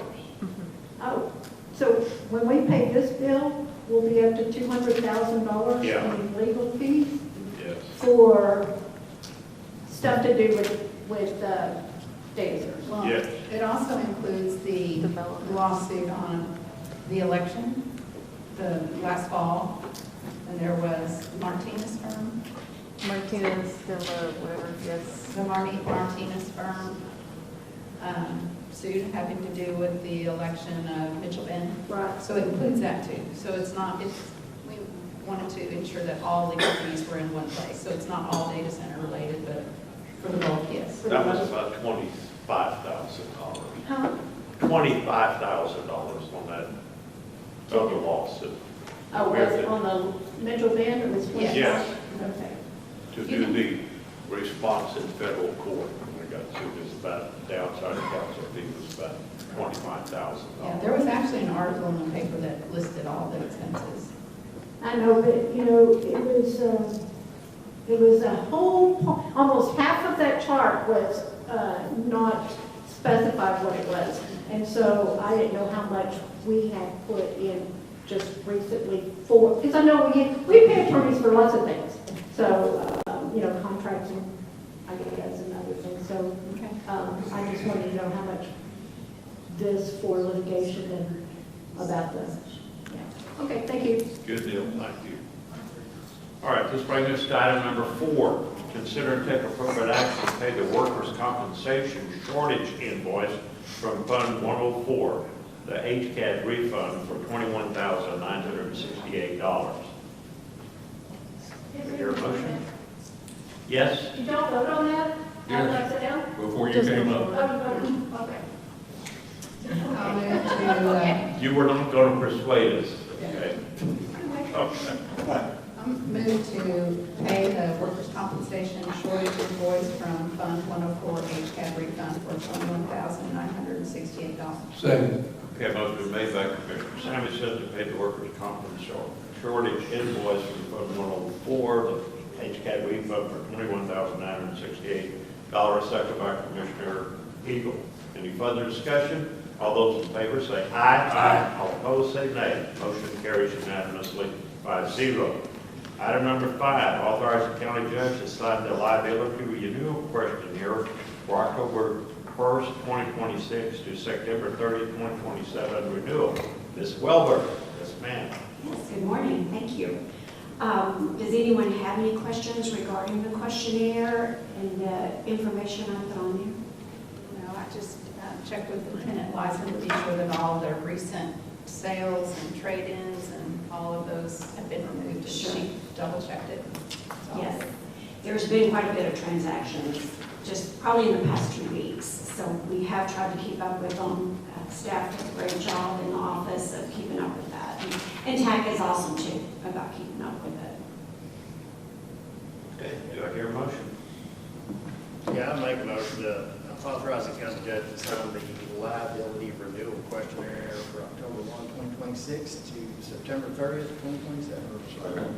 Okay, motion been made by Commissioner Andrews to authorize the county judge to sign the liability renewal questionnaire for those days, second by Commissioner Wilson. Any further discussion? All those in favor say aye. Aye. All opposed say nay. Motion carries unanimously 5-0. Thank you, Ms. Welber. Item number 6, discuss and take appropriate action to consider revisions to the Hood County Employee Exempt Status Policy. Ms. Welber again. Yes, I've asked the auditor and the treasurer to take a look at this. Also, I did run it through the county attorney's office, and they had some suggestions. I sent you a cleaned up copy that. It looks really nice. It reads a lot better. It does, I know it gets confusing with all the changes. The only thing the treasurer did ask is on responsibilities for the exempt employee, that number 2 be changed or added to submitting leave requests and supporting documentation to immediate supervisor within an appropriate time so that everything's approved and documented. So I'd like to ask that that be added. So number 2, Yeah. to immediate supervisor. Right. It's kind of vague the way it It is. is, Okay. it is, and that way the employee is aware of whom they need to submit their request to.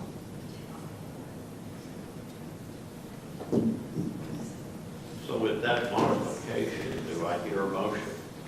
Yeah, Judge, I'll make a motion to approve the revisions to the Hood County Employee Exempt Status Policy with the revision that we discussed of adding to immediate supervisor in that number two. Motion made by Commissioner Andrews to approve the revision to the Hood County Employee Exempt Status Policy with the one revision for reporting to a supervisor as stated. Second by Commissioner Eagle. Any further discussion? All those in favor say aye. Aye. All opposed say nay. Motion carries unanimously 5-0. Thank you. Okay. Item number 7, consider and authorize the county judge to sign a master intergovernmental cooperative purchasing agreement, membership agreement with Public Promising Procurement Cooperative. Mr. Glenn Kelly. Good morning, Judge, Commissioners.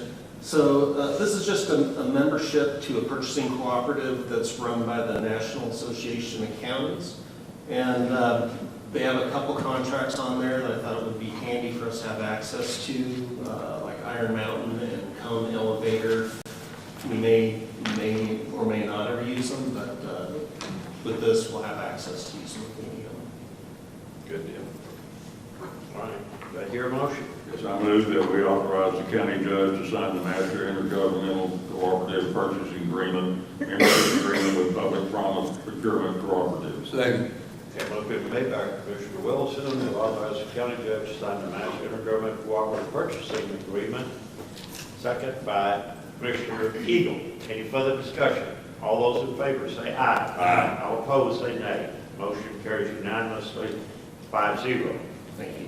Number 8, we ready for the update or not? Yeah, Mr. Center, are you here? Can you hear me? I am. Okay. Okay, it's okay. Let me see if I can do my speaker there. Say something. While he's getting on, I just want to thank the radio team, Margaret, Steve Graff, Travis, missing people, Sean, the sheriff.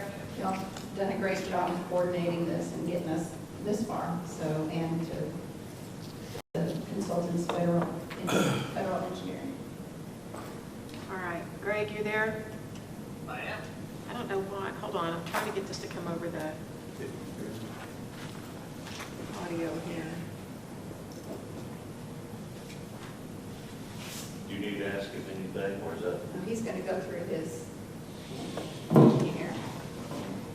All right, you'll go ahead and go through your presentation. We'll see. Can y'all hear this? Not too well? No. Is our IT person in here? Anybody? Great, I told him I needed issues. I was having issues with the sound. Can't hear him? No, and I've selected the sound settings for the courtroom. I'm not sure why it's not.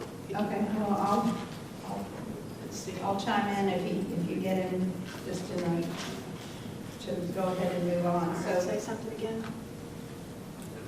No, you can't hear him. So as you guys recall, as everyone recalls, we put together a project team and hired a consultant to evaluate the state of our radio network and what the future would be for Hood County. We are currently part of the GRRN, which has, at the beginning, I think it served us very well, but it seems to be that we may have outgrown that. We don't know that for sure. That's why we have hired a consultant to look at all the options, whether staying with the GRRN is a viable option, or whether we do, as it says here, that analyze the alternatives, the county-owned option, joining a regional network, or possibly other options. So, and then to recommend a path forward. So, Greg, if you fix the sound, go ahead and jump in. So on the next page is a timeline of where we currently are. The past one is complete, which is to set up the project and schedule, the needs assessment interviews. Several of those were conducted last week. And thank everyone for participating in those. And I think that the we have, next is the, It's, all right. okay, say something again, Greg. No, Why, it just tested on my computer, that's why we heard it, but I don't know why it's not coming through on him. so going on, the next task, which started last week, is to analyze the existing situation, the operational analysis, and then also then to, as you can see, then starting in July through September, is the alternatives analysis, and then the report to be brought by the end of October. And the key dates are there on the side. I just again want to thank the team and all of those that are participating in providing information. There's a lot to be reviewed, and they're doing a great job so far. The next steps is, you can go to the next page. Okay, say something now, Greg. Can you hear me? Okay. There you go. Thank you. I was doing a good job in All tap right. dancing, but I'm glad you're on. We're on the next step slide. Or if you want to back up and say anything about what I already covered, that's fine. Okay, do you want me to go ahead and present? Sure. Yeah, can I, do you mind if I step back a little bit? Sure. I just wanted to introduce, so my name is Greg Sender, I'm with Federal Engineering. Just to introduce, Federal Engineering is an emergency communications consulting firm that specializes in public safety communications. We support public safety, local government, and regional communication projects across North America, including Canada. So as the Commissioner mentioned, we're supporting Hood County in an independent P25 radio network analysis. The purpose is to evaluate the county's current public safety radio communications environment, identify operational and technical needs, and analyze potential paths forward. Alternatives include the current Granbury Regional Radio Network, the potential Hood County-owned system, regional integration opportunities, and other options. Our final recommendation will consider operational performance, technical feasibility, financial impact, governance considerations, and long-term sustainability. Moving on to slide 2. At a high level, this project runs from May through October. The early phase focused on project setup, information gathering, stakeholder input. Then we'll be moving on to analyzing the current operating environment, evaluating alternatives, and then the final phase will result in a report and presentation with our recommended next steps. As of today, the project's moved from startup into the needs assessment and existing situational operational analysis phases. The first phase, which included project setup and project schedule, has been completed. Since then, the county, together with Federal Engineering, has completed several key activities, including the request for information process, the project initiation meeting, finalizing the project management plan and schedule, receiving feedback from the RFI, the stakeholder interviews, and 2 bi-weekly project meetings. The stakeholder interviews went very well. They took place last week on June 17th and represent a very important step in capturing input from law enforcement, fire, EMS, dispatch, county management, IT, and radio technical stakeholders. That input helps us understand the current system performance, coverage concerns, operational needs, interoperability requirements, and the priorities that you all have for a future system. This stage, the project remains focused on fact-finding analysis. Alternatives analysis will begin after we complete these phases of needs assessment and existing situational review. The final report and presentation remains scheduled for the September-October timeframe. And final slide. Over the next several weeks, Federal Engineering will complete the needs assessment by compiling our interview notes from last week, summarizing key findings, and we'll continue to look into the situational operational analysis, which includes reviewing interlocal agreements, service level provisions, assessing the current operational environment, identifying risks related to the system operations, resilience, redundancy, and stability. We'll continue to have the bi-weekly status meetings with the county project team, and we'll use the results of this current analysis to support the alternatives analysis phase. The goal is to give the county a clear, objective basis for selecting a practical and sustainable path forward for its public safety radio communications. Thank you. That concludes the status update. Thank you for saving me. That was much better. Good. Well, thank you. Is there any speakers for this? No speakers. Thank you, Brad. Yep, thank you very much. Keep doing a good job. All right. This brings us to All number right, 10. Thank you, sir. Discuss and take appropriate action to readdress email process for its development director. So, thank you, Judge. We put this process in place, I guess, a couple of months ago, due to the absence of the development director, where emails would be automatically forwarded to Melissa Welder, HR, Matt Mills, our county attorney, and then the members of the Commissioners Court.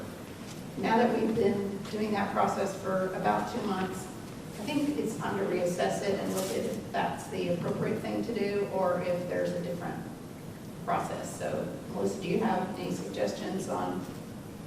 Well, we have 2 speakers up here, so let's get, the first speaker is Tina Brown.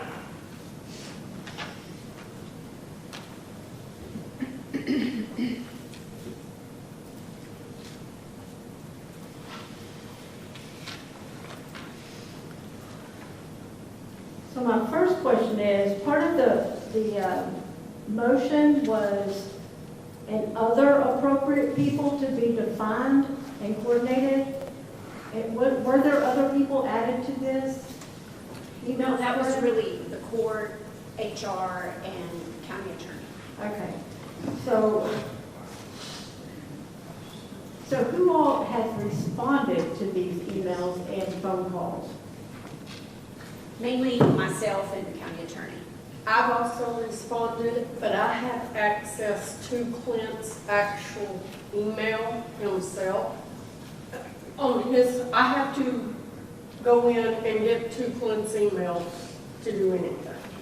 I was just concerned about maybe that this might be a little bit of the Open Meetings Act and y'all all talking outside of court on this. I just wondered if that was happening. Well, or could it happen? Is there, it's not very transparent, you know, and I had some concerns about that. Yeah, I have answered, I've had discussions with some of the developers and stuff that sent questions in, but I've done that by phone call or whatever. I've not answered. So there's not multiple emails going back and forth with all of you commenting on it? No, I have not, replied all to any of these or anything. Since Clint is back off at FMLA, right? He is back in the office. Yes. Does this even need to be continued since he is back? Well, that's part of why it's on the agenda. Okay. So, That's. Can I have a point of order? She's up here to speak. This isn't a question and answer period. If you got something to say, say it. That's, my point of order is that she just needs to speak her piece. This is not really a question and answer deal. That's my opinion. Point of order to the presiding officer. Well,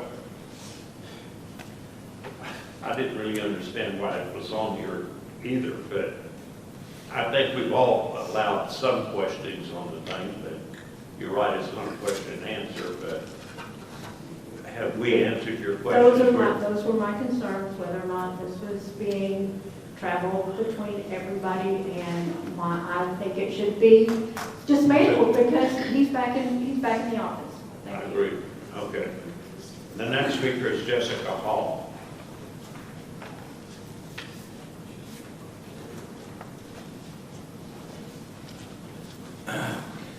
Yeah, so it's concerning to hear, watched the previous commission of the court, it's concerning to hear that emails may have been missing, that the email box is full of solicitation emails, it's come from several people, and the fact that this has gone on so long, I really do think that you need to address this, and now it's falling on the HR department and the environmental department, and they're having to carry that burden. So I really do think, you know, I have family members who work in the nonprofit sector and the environmental science sector. They would both be fired if they had their emails running like this, if things were functioning this way. So I think the process does need to be addressed. I think that really is very concerning because we have major developments coming in that are going to have a major impact on our lives. So I just wanted y'all to consider that. Thank you.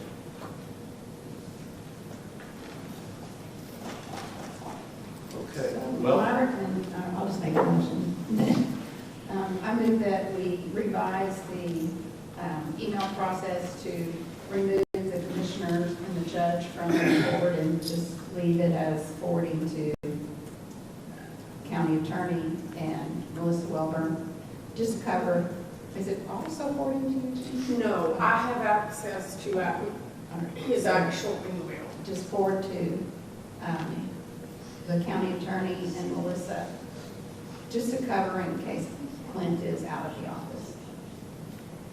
Okay, the motion been made by Commissioner Samuelson to remove the judge and the commissioners from the email process for the development director, but to leave Melissa Welborn and the county attorney on the development director's email. Is that your motion? Yes, sir. I'll second. Second by Commissioner Evil. Any further discussion? All those in favor say aye. Aye. All opposed say nay. Motion carries unanimously 5-0. This brings us to number 11. Discuss and take appropriate action to hire a development coordinator to serve on a temporary basis through September the 30th, 2026.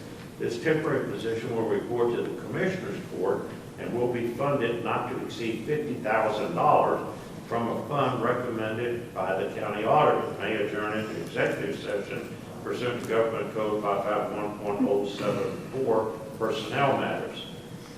Well, I guess he's back now, isn't he? He is in the office. He's back in the office now. So we do have some speakers here. In fact, we have 5 speakers. So the first speaker is Tina Brown.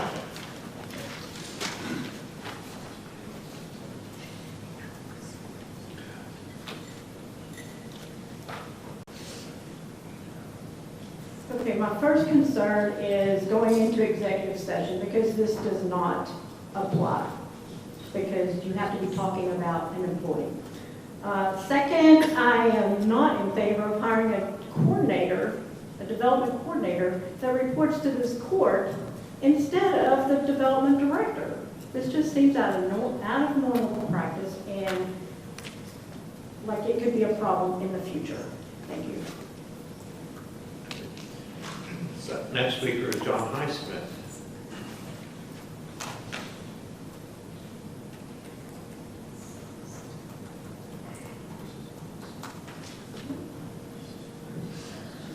Good morning. I'm John Highsmith with the Plantation, and I would like to propose looking at the development process in Cook County differently, and this bears directly on the issue of hiring a development coordinator. So this county has been trying to handle development in accordance with the way things used to be.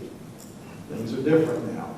Instead of companies wanting to come to Cook County with the intention of being long-term residents, we have entities that want to put in hyperscale industrial projects and to exploit input factors such as water, gas pipelines, electrical grid access, cheap land, and lack of stringent regulations. This massive change calls for a new paradigm. I suggest that the development office be set up more like the IRS model. And if you call the IRS and ask them how to fill out a form, they will not help you. They will refer you to an information publication and advise you to read it. If that doesn't work, they advise you to hire a tax professional. They absolutely will not hold your hand. Hood County development should work the same way. No more emails explaining things, no more meetings explaining things. Hood County needs to put requirements and forms on the county website, just like the IRS. And any explanations, clarifications should be written documents on the county website, just like IRS. And I should be clear, this approach also applies to commissioners. What we are trying to do is establish consistency and transparency. I think that applications must be made online through the county website. No more emails or phone calls or meetings with county individuals that developers select for whatever reason. And all applications will be immediately public and available on the county website. I can see merit in hiring someone to put development forms and requirements on the county website and set up the interface. So our need here is someone with extensive web skills. This is a temporary position to get these things done. And yes, this new approach will not just apply to large industrial projects. It has to apply to everyone. So as I see it, all these one-off discussions lead to the same thing. Confusion that is detrimental to the citizens of Hood County. I really want to see more of a standard government operation. Thank you. Next speaker is Don Kelleher.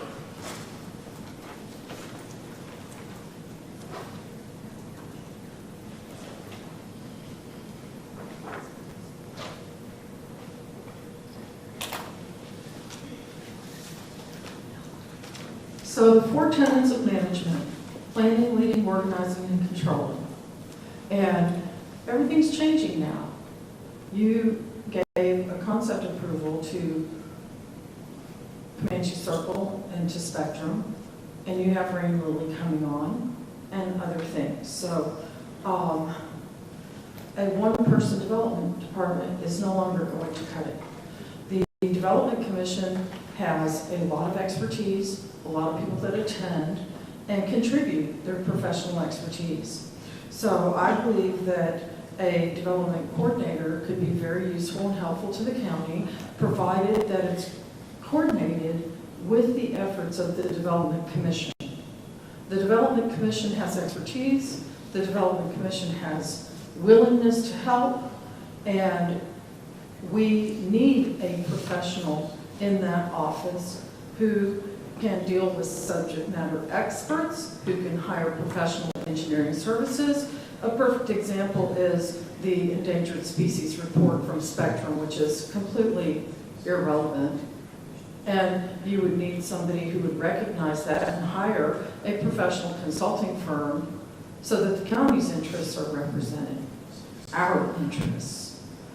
Compliance. You're going to have a huge job with compliance and review.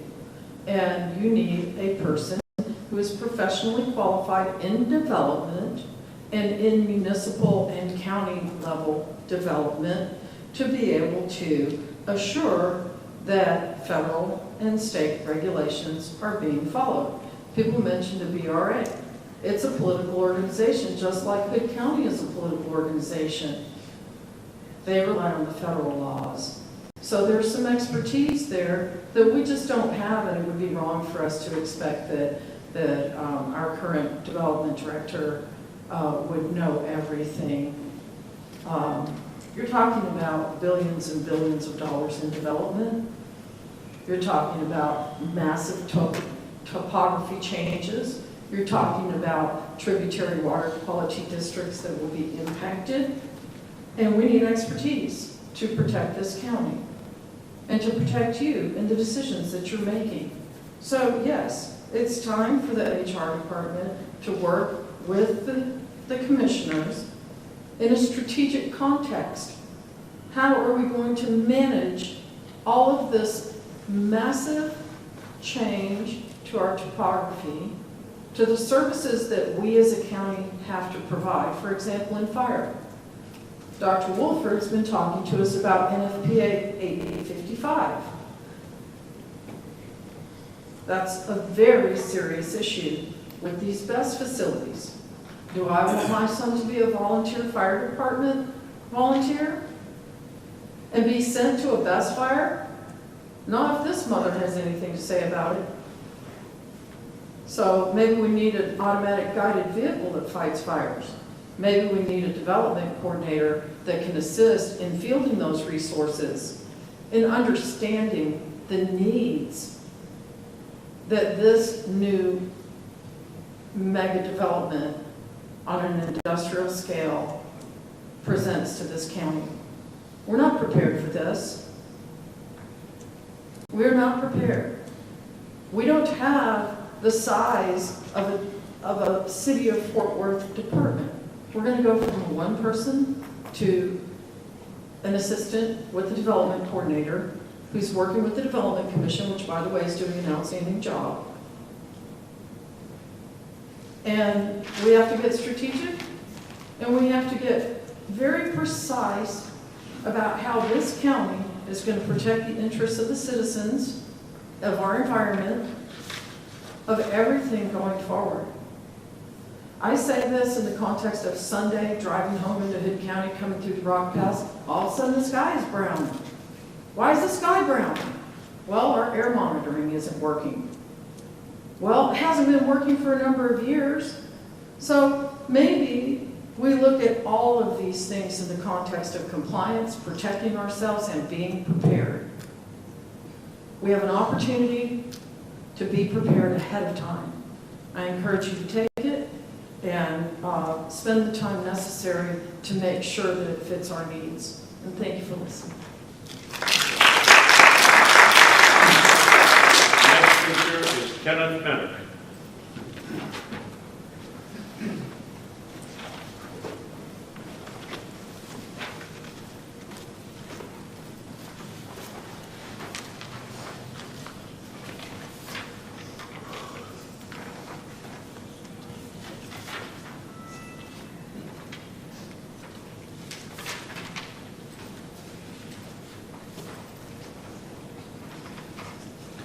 Judge, Commissioners, my name is Kenneth Bennett, and we're talking about the Development Department here. The Development Department of Hood County needs to be viewed as a critical division of the county government.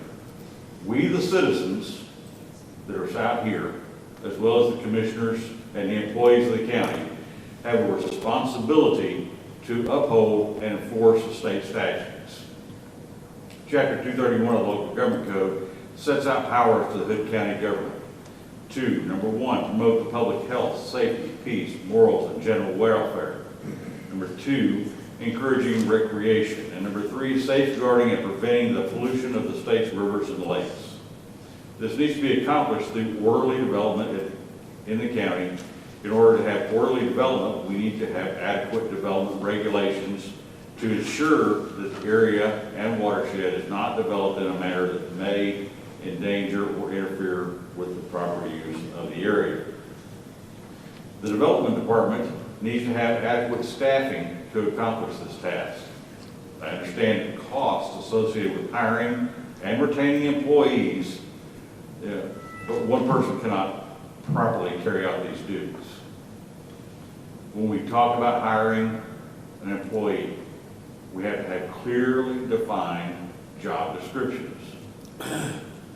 I don't know if that is going to be prepared through HR, through the commissioners, conversations back and forth. That's what the county government is going to do. That's not for me. The salary or compensation for that employee, whether it's a temporary employee as proposed here, or an employee on a permanent status, needs to be taken care of.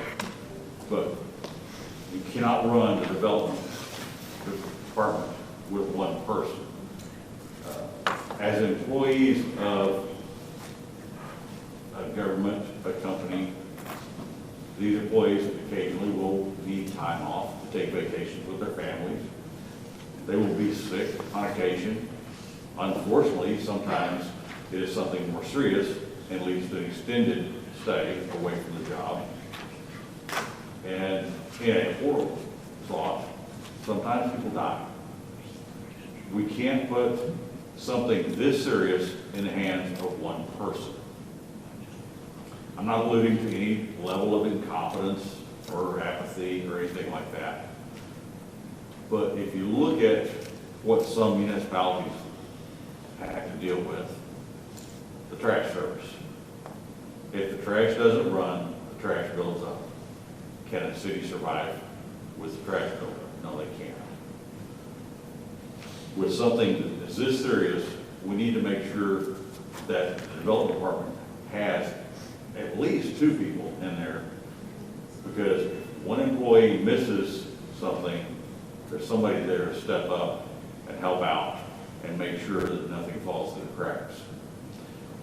We must ensure that each and every department is properly handled, every development, is properly handled according to the law and the development regulations. I am for this. It is up to the HR department and the commissioners to determine what the duties of any employee that goes to work for the county assisting with the development department to do it. Thank you very much.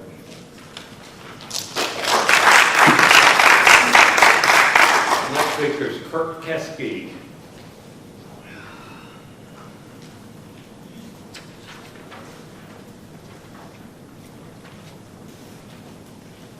Hello again. Judge, Commissioners, thank you for the decision to take no action on the lawsuits. I think that we're all very proud of you for that. Protect the Biloxi organization is diving pretty deep into your development regulations regarding your site development plan processes, what those regulations require. They are definitely residentially focused. And I think your development director is probably capable of dealing with these residentially developed, historical residential developments. You are not equipped by any means to manage what is coming down the pipe with site development plans. If you don't beef up your staff to adequately review those drawings, hold them to your development regulations, you're asking for just a world of hurt. You need help there. You actually need, you need to get, the development director does not need to have unilateral decision-making capabilities with regard to these large-scale projects, especially these future site plans coming down the pike. You know, looking at the development regulations last night, I'm not even sure that you should have even gone through the concept approval process with these large-scale projects. The very definition of a site development plan in your regulation is that it is the first stage in the development process where there's no subdivision plans required. Why did we even go through that headache? It's probably because there was a unilateral decision made by one person who just is not as accustomed and equipped to manage these large-scale projects. So I am totally for hiring additional staff to manage this, and I'm also for you leveraging your development commission in a far greater capacity than you have to date. Multiple minds on this process is better than one singular person. That's what I have for you on that. All right. Thank you. Are you volunteering? No, sir. I already asked. You know, I will participate in some ad hoc capability with the Development Commission if that's legal and allowed and wanted. But I just retired. 42 years is enough work for me. So, Thank you. Mr. Keskey, I have another question. What about volunteering to help our HR department draft a job description? Yeah, I think I can probably help with that. I think we've probably got a pretty good start. Yeah, yeah. It's going to be extremely hard to find, and while I encourage you to do that, it's going to be very hard to find. That's why I think you need to start. Is it going to be an engineer? Is it going to have to be an engineer? Ideally, you would have an engineer, but ideally you would have someone that has worked for an AHJ, that knows how to enforce development regulations. Well, I think that the whole situation here has been a little hodgepodge. I agree with you that these were supposed to go straight to the site development plan. The concept plan at this type of thing, really the concept plan is set up to be a residential process. It's for multi-phased subdivisions to make sure that you're planning the whole development out, but if you're only doing this portion over here, you still have to account for that future development. So this is kind of what the concept plan was, and I said that this was to very high level. You're going to need, this has got floodplain over here. You've got a pipeline going through the ground here. We're expecting a road to come through on our master thoroughfare plan. So we've got to secure that right away there. That's really what a concept plan is about. We entered into this kind of sideways because there's some contradiction in our, and I have to be careful about saying too much at this point, but there's some contradiction in our development regulations on this. And I agree with you, if we were at the site development plan, this is where the nuts and bolts happen. This is where the tightened down of everything that we can do happens. And again, I've tried to say that the concept plan is very, very high level. It's whenever we get to that site development plan, that's where the rubber really needs to. Well, I agree, but I believe if you'd had multiple eyes on the process, that these big developments would not have been invested through a simple concept plan process, that they would have been required from the day one to go through the site development plan process and invest the appropriate money in engineering to develop a true concept. I mean, I know you guys dismissed my statement about Comanche Circle being a cartoon, but it's exactly what it is. It's a cartoon. I don't dismiss that. I'm just saying that that's what the level of requirement of a concept plan is, a low bar. It is a site development plan. I do agree with you that this should have been a site development plan, and it would have changed all the math on this. If we could have come out and modified the regulations before the site development plans came in, but we actually ended up vesting all of these with the concept plan. So these have been very murky waters that we try to go through. I think that happened, Commissioner Andrews, because there were some unilateral decisions made, and at the development director's role. And if we just had more heads looking at it and not allow unilateral decisions like that, then we wouldn't have found ourselves in this predicament. Well, and here's what actually happened on that. Clint the entire time has been saying that we don't need a concept development plan, or a concept plan on this type of development, that it does need to go directly to a site development plan. And I believe that our regulations say that. That's where he's been the whole time. That Blakely was, when Blakely got involved in this thing is when we came up with deciding that a concept plan needed to go into this type of regulation. There are questions about our regulation. You disagree with the way it reads. I disagree. So, I mean, it that's says very okay. clearly that a concept plan is required. It does. If it's not, if our development director thinks that it shouldn't be there, he has the responsibility to update that and change it the way he sees fit and bring it to court, which has not been done for 5 years. Excuse me. Can I make a point of order here? Please stay with the, I'm sorry, but I love you both, but please stay on the agenda. So, Melissa, do we, okay, so are there any more speakers in this group? No. Thank you. So,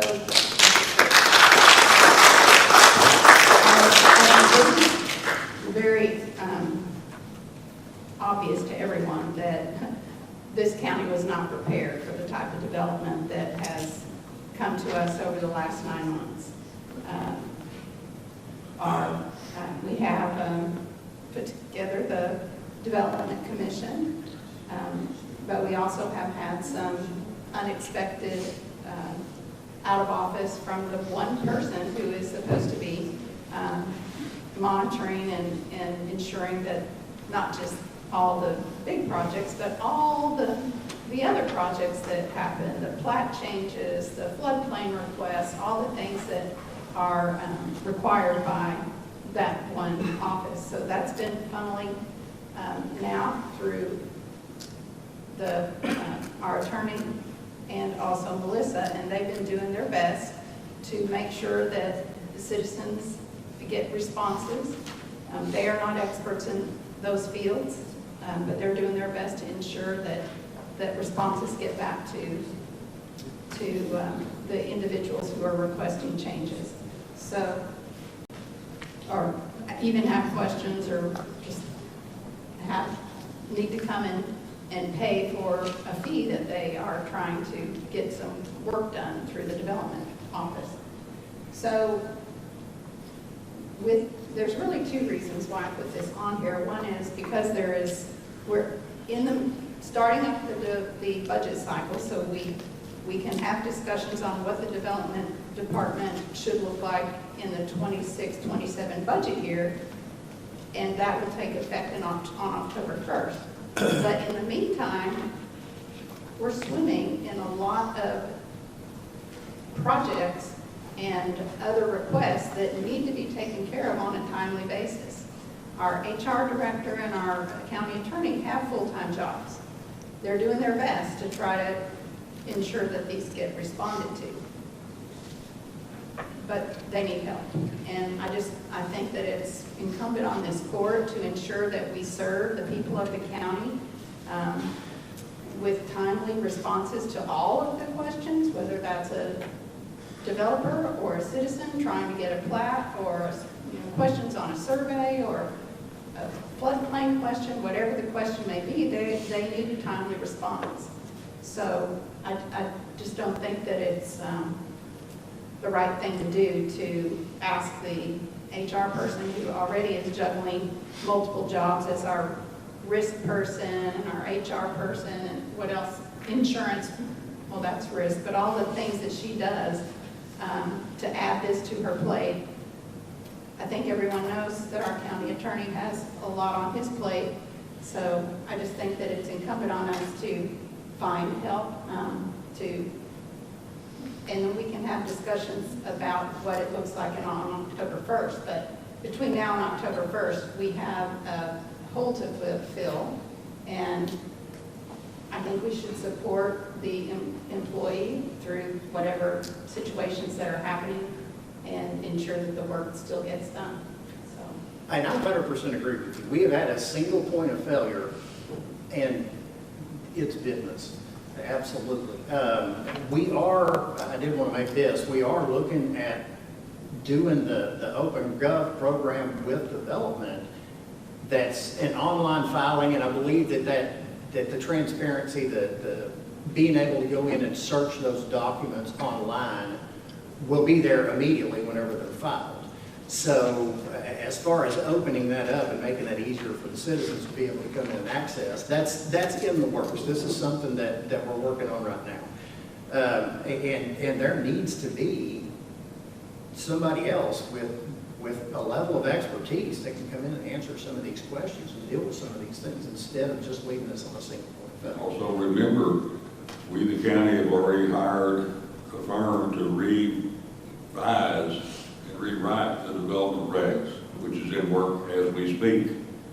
So that's something that's being addressed also, because the development regs basically were outdated. I'm not going to argue that point because of what we're facing now.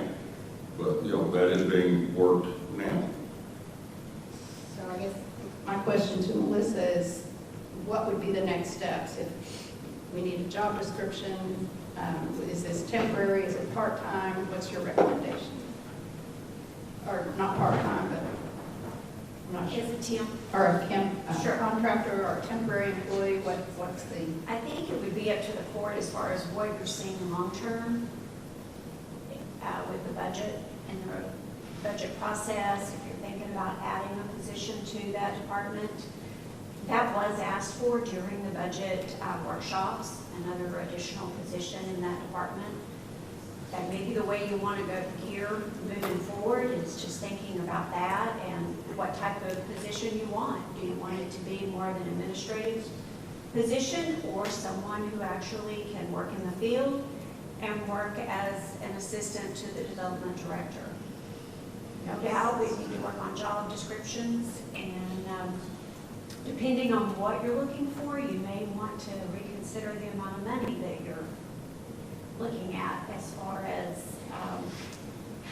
Well, that you was may have to increase it. Right, that wasn't an annual salary, that was just for the rest Sure. of this year. So, I mean, even for half a year, that would be equivalent of 100,000, so. True. So, Yes.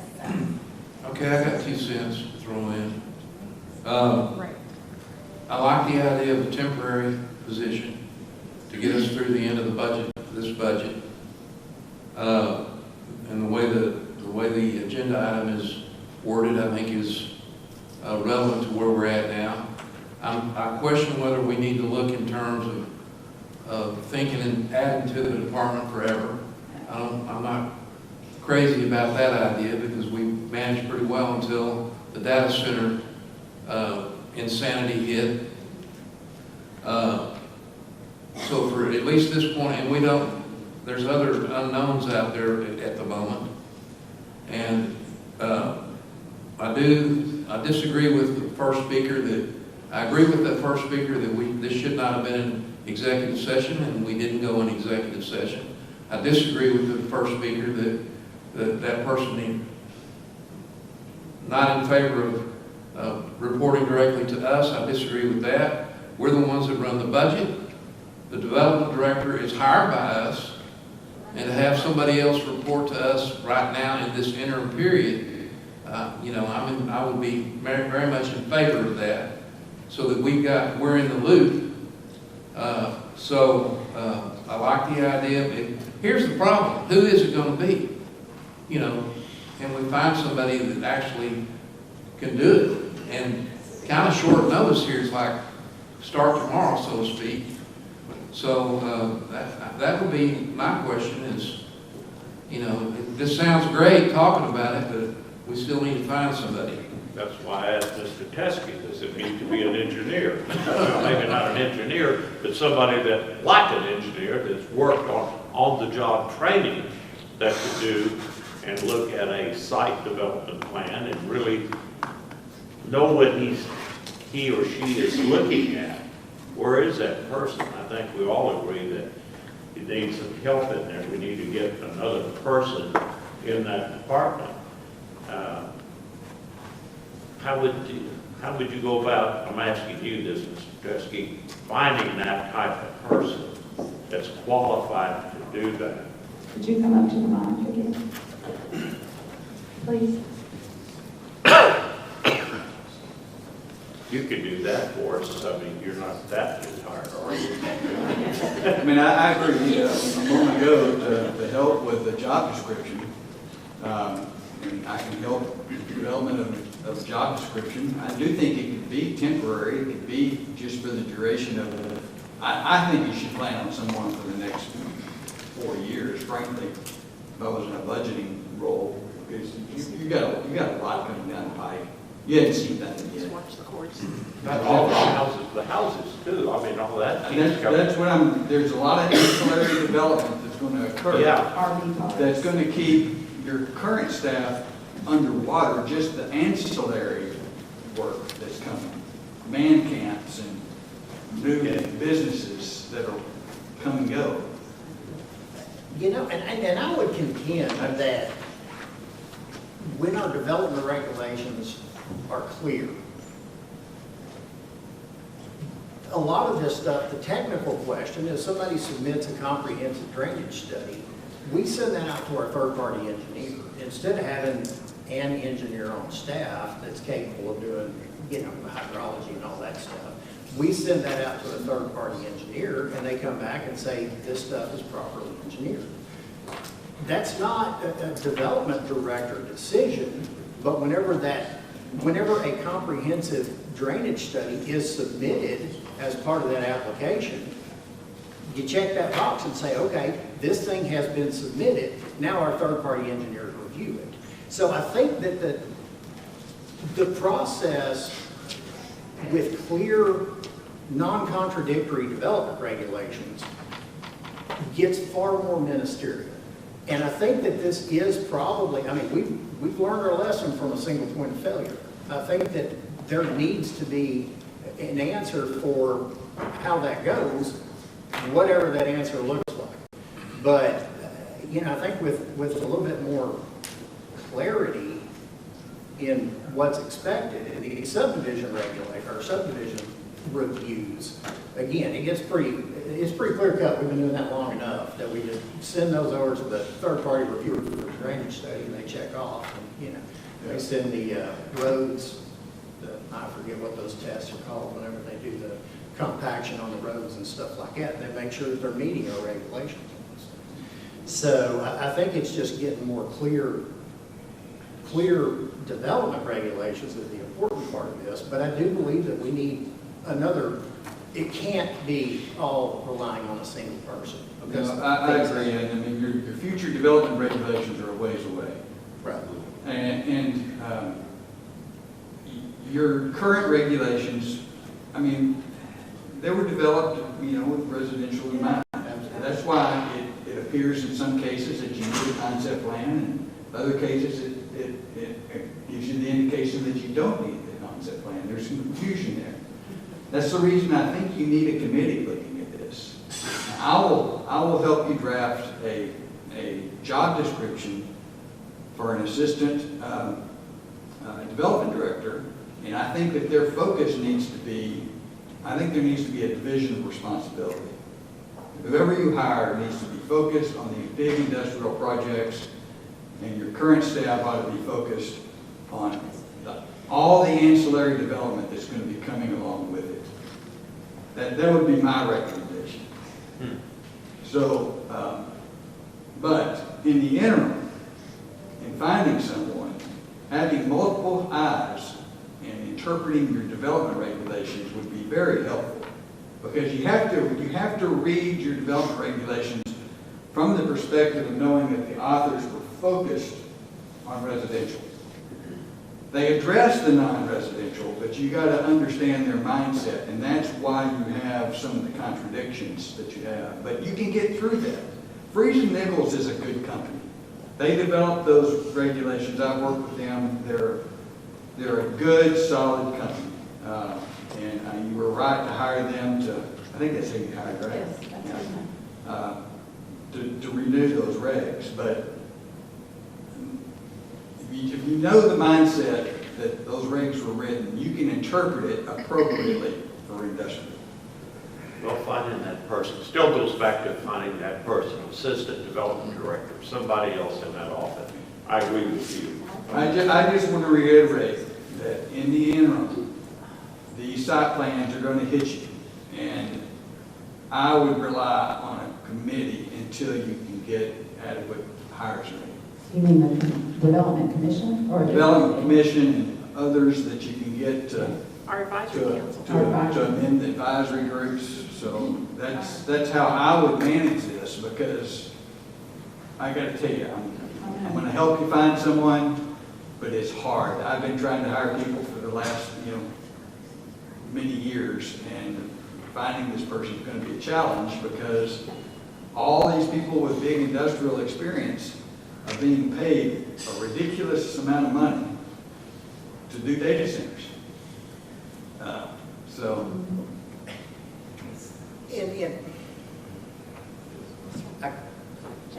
I can't say this until after the court Okay. case. I just need to Well, show. Because I'm going to make a motion.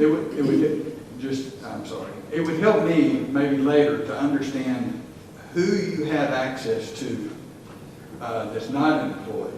Who do you have on retainer to help? Because that's a big unknown. Glenn. Yeah, it's Barrett Hampton Brown, we've got Kimley Horn, I think T&P. Those are our reviewing engineers that look at the hydrologies and drainages and stuff. Yeah. And then we, as you mentioned, we have to use the reports that's looking at.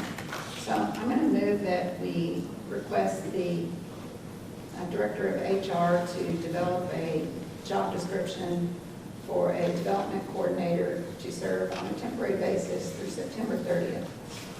The temporary position will report to the Commissioners Court and will be funded not to exceed $50,000 from the contingency fund. Second. Okay, a motion made by Commissioner Samuelson to, well, do you have that? I'm sitting here thinking about what this, you have the motion, Christine? I do. Okay, motion to find not an assistant, Development coordinator. a development coordinator. Yeah, what Mr. Tesky said, it's going to be more of a division of responsibilities versus, Well, you got to have development, where he is still the development director, and still the development director, development coordinator on a temporary basis with that. So are we That's going to looking- be a real good, we can find that person. That's the deal, and then working with the development, which we got that in it.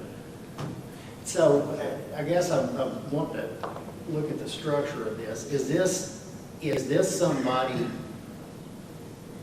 with are we looking for somebody with the knowledge and expertise to do Clint's job? Or are we looking for somebody to help, with the OpenGov project coming online? I know there's going to be some significant setup involved in how we receive applications and that kind of thing. I know that there definitely needs to be some help there. Is this person working under Clint, directly for us? It gets TBD. Well, that's what I think that you should, questionable. that should be part of it. I like the fact that Mr. Teske's got he's been through this in that big development up in Las Vegas. You know what we need. You're sitting up here every week. You know kind of what we need. It's going to take some thought in doing that on a thing to develop it. And then after you get that, finding that person. Where do we, you made the point, where do we house this person? Because we've had some discussions about that's Clint. You can eat an elephant, you just can't eat an elephant in one day, right? So we got to start eating the elephant, I guess. So this is a good start, I guess. But it's a development coordinator to work with the development director. They're going to have to work together just to help with the amount of business that's coming here. Is there The person may not live here. This is going to be hard to find, so you're going to need to go spread broad net to find someone. They may work from home, so. Yeah, that's, Do you want to call okay. them? Let's go ahead and, let's make this motion and move on the thing. Let's keep- So the motion been made and second. Okay, we've had the discussion. All those in favor say aye. Aye. All those opposed say nay. Motion carries unanimously. And thank you, Mr. Chesky. Okay, number 12, item number 12, discuss and take appropriate action to adopt a resolution regarding regulations of political signs on Hood County-owned polling places. Ms. Welborn, we're wearing you out today. Is there anything else you can do? Can you start cooking some meals for us? You don't want me cooking. Yeah.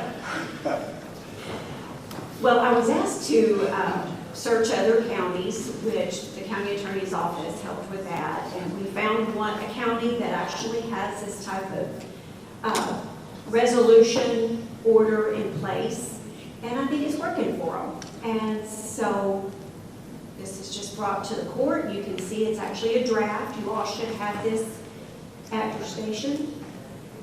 It's a little bit of a revision from what was actually included in your packet. You'll see on the second page there is a portion highlighted in yellow. And that's really the only big thing that's been added. formatting has been cleaned up and some things like that, but not a lot has changed since you received your original copy. But this is really just for the court to look at. We can make changes. I can bring it back next court if you want to talk Well- about some things, make some changes. Is the little map included in This this? is a It very should be professional. included in Yeah. Yeah, it should be These are my included. power, or my skills with, I whatever think you it call was that. included in the packet. Yeah, it's on the agenda there. Yes, there should be a link that provides that. Did you show the map, Christina? I don't know. Super I must not have the same backup as y'all that Brenda sent me. Oh, you don't It's- have any? I don't have any yellow. Yeah. Do you have a link to the agenda? That is, Let me see if I can find that map. Is this what you're trying to? Yes, sir. Yes. Yeah. Looks like What- an engineer drew that, actually. Yeah. Okay, really what we're looking for on this is, we're not preventing any electioneering within 100 feet of the doorway.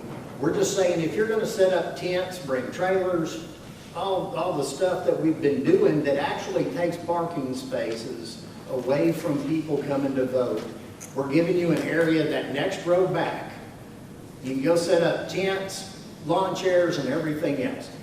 You're allowed to walk up with things in your hand and talk to voters within that 100 feet, but don't bring a chair or a tent or a trailer or an 18-wheeler to take up all the parking spots there to do that. That's the gist of what we're doing, and then limiting the signs to three signs on annex property over there, or at That's polling correct. locations. Yes. County-owned polling locations will have 3 signs, limited to 3 by 3, here no we more go. than 4 by 4 signs. I found it. There it is. So the yellow area there, it looks worse bigger. Yes. The yellow area there is tents, parking, campers, all that stuff, and even back there by the garden. But you can see the dashed line, right there where your mouse was a second ago, Christine. Right there, that's your 100-foot electioneering line to the door. But these parking spaces right here, we've always lost those to tents and stuff like that. We'll move your tents back to the yellow area, and then you can do electioneering or whatever within 100 feet of the door, but don't have things on the ground. Let people park and have access to these. That's a good idea. I mean, you gotta have more parking for the people to vote. That's the whole deal. And people That's that what are we're doing, is just moving it back so we can have more parking places. That's People exactly that right. work there, they're having a hard time finding a Yeah. place to park. they're better off back there by the trees anyways, shaded and, Yeah. if you wanna go talk to a candidate, you can go back there and do it. You don't need to be assaulted by the candidates, which is somewhat what was going on before. So I'm absolutely in favor of, in fact, I'll make a motion to pass this right now. All right, Can- motion been made by One of the Commissioner things- Eagle to adopt the resolution. Can we make it in order, an actual order? It might carry a little bit more weight. I don't want to give more work to the election office. Okay. So I would like for them to be able to say, I have an order from our Commissioners Court that states these are the guidelines. Yeah, instead of a resolution, non-binding Yeah. resolution, I like I that. like it. There you go again.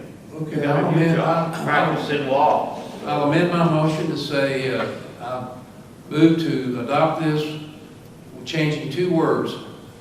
Hood County resolution, change that to Hood County order at the top, and the second line, change that to order regulating electioneering of Hood County owned property and buildings. Second.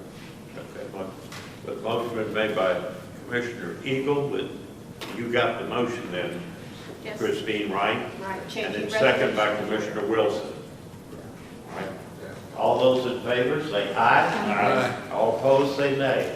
Again, or you just keep batting 1,000 up Thank you here. very much. Everything that you bring up here is always unanimous here. Ms. Wilbur, you do a great job. All right.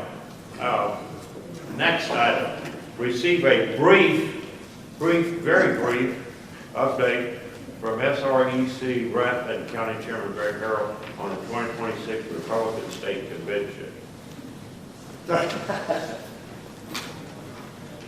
It's high noon, no, it's 20 after. I think it's important to have this on here because, as we know, every statewide elected every statewide elected official is from the Republican Party. And during the convention of the Republican Party, there are legislative priorities that are voted on and passed up to the legislature. And a lot of those affect counties. So this is county business. Okay.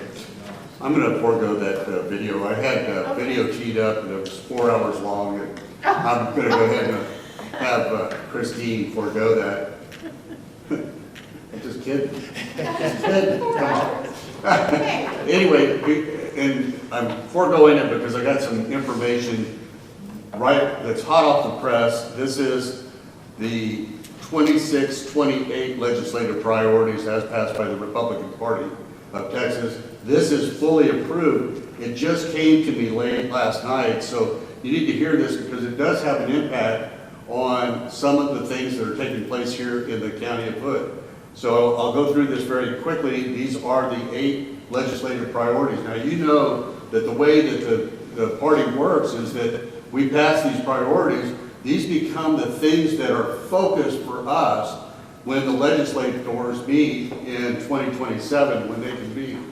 And we have had a very good track record, especially the last legislative session, of getting these priorities passed. I think that it's an exponential increase in terms of what we will be able to do in the 90th legislative session. So here we go without, I don't know if that's, yeah, it is correct. I'm going to go into some details in regards to this. Number 1 is secure Texas elections. How does that affect Hood? We're going to try to restrict mail-in ballots to voters with disabilities, active duty military, and citizens absent from the state. That's one thing. The other thing is, and this is very important, we're going to standardize elections and oversight, align all local, municipal, and school district bond elections with county and state general election dates. So that's very important for us here in Hood County. Number 2, don't Sharia our Texas. That's pretty well self-explanatory with one exception. We will work to make sure that there are no taxpayer funds that are ever given to any kind of an organization that is associated with or advocating for Sharia, including foreign terrorist organizations. Number 3, completely eliminate all property taxes. Pretty well self-explanatory. We're going to work to completely, not reduce, not minimize, but completely eliminate the property taxes here in the state of Texas. That's been done or they're working on it in Florida. We're going to follow suit. Number 4, it's been around for a while, ban taxpayer-funded lobbying. We need to get that done this go around. Number 5, particularly important to the county of Hood, secure Texas grid, water, energy, agriculture, and property sovereignty. We are going to work on legislation that protects the Texas electric grid, protect the grid from large-scale EMPs, cyber threats by removing vulnerable control equipment, pause uneconomical 765 kilovolt transmission projects. That's a big deal right now in the state of Texas. Ensure fair electricity rates for families and small businesses. With the influx of data centers, we need to make sure that we, the people, are protected from rate increases due to the demands by the data centers. And also water security. This is a very important one under that item. Ban large-scale export or sale of groundwater and surface water to any single private entity. Prohibit data centers and new large industrial users from consuming fresh groundwater and surface water. That's a big deal. So we're going to work on that legislation. There's others that are associated with this, but I'm moving very quickly. Border enforcement, that's been around for a while, but one of the items under the border enforcement will require all counties to participate in the federal ICE 287G programs, all aspects of those programs. So we're going to work on that. Number 7, protect Texas kids. One of the things that's key about that is we're going to protect family privacy and student privacy by prohibiting and limiting the use of artificial intelligence to be able to reach into families and gather student data. And the final one is protect life. 2 legislative sessions ago, we passed the heartbeat bill. We found that that was insufficient to protect life in the womb. So this goes quite a bit further to advance that cause, and those are your 8 legislative priorities. There's a lot of detail behind all of this. This is the actual document. As I say, I received it last night, and I appreciate the opportunity to review on it. Thank you. Good. Thank you, sir. Good job. Thank you, Greg. And as those work their way through the legislature, we'll be watching because many of those will directly impact the citizens of Hood County. Yes.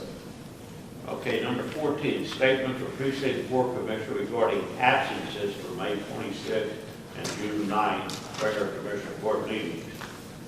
I think everybody knows what happened to you. Yeah, well, I'm gonna make it quick. I'm finishing up 8 years in service, and I think I've missed 2 commissioners' court other than these. And on May the 12th Commissioners Court, I had an agenda item wherein I discussed that I was going to be gone June the 9th to the Republican Convention. So I made that clear to the public that I would be out on June the 9th. On the very next day, and I did not know this until the very next day, I was admitted to the hospital and spent 13 days in there having the same issues that our judge had. And I'm thankful that I got through that, but I did not get released from the hospital until the afternoon of the 26th when you had another Commissioner's Court. So sorry I missed that one.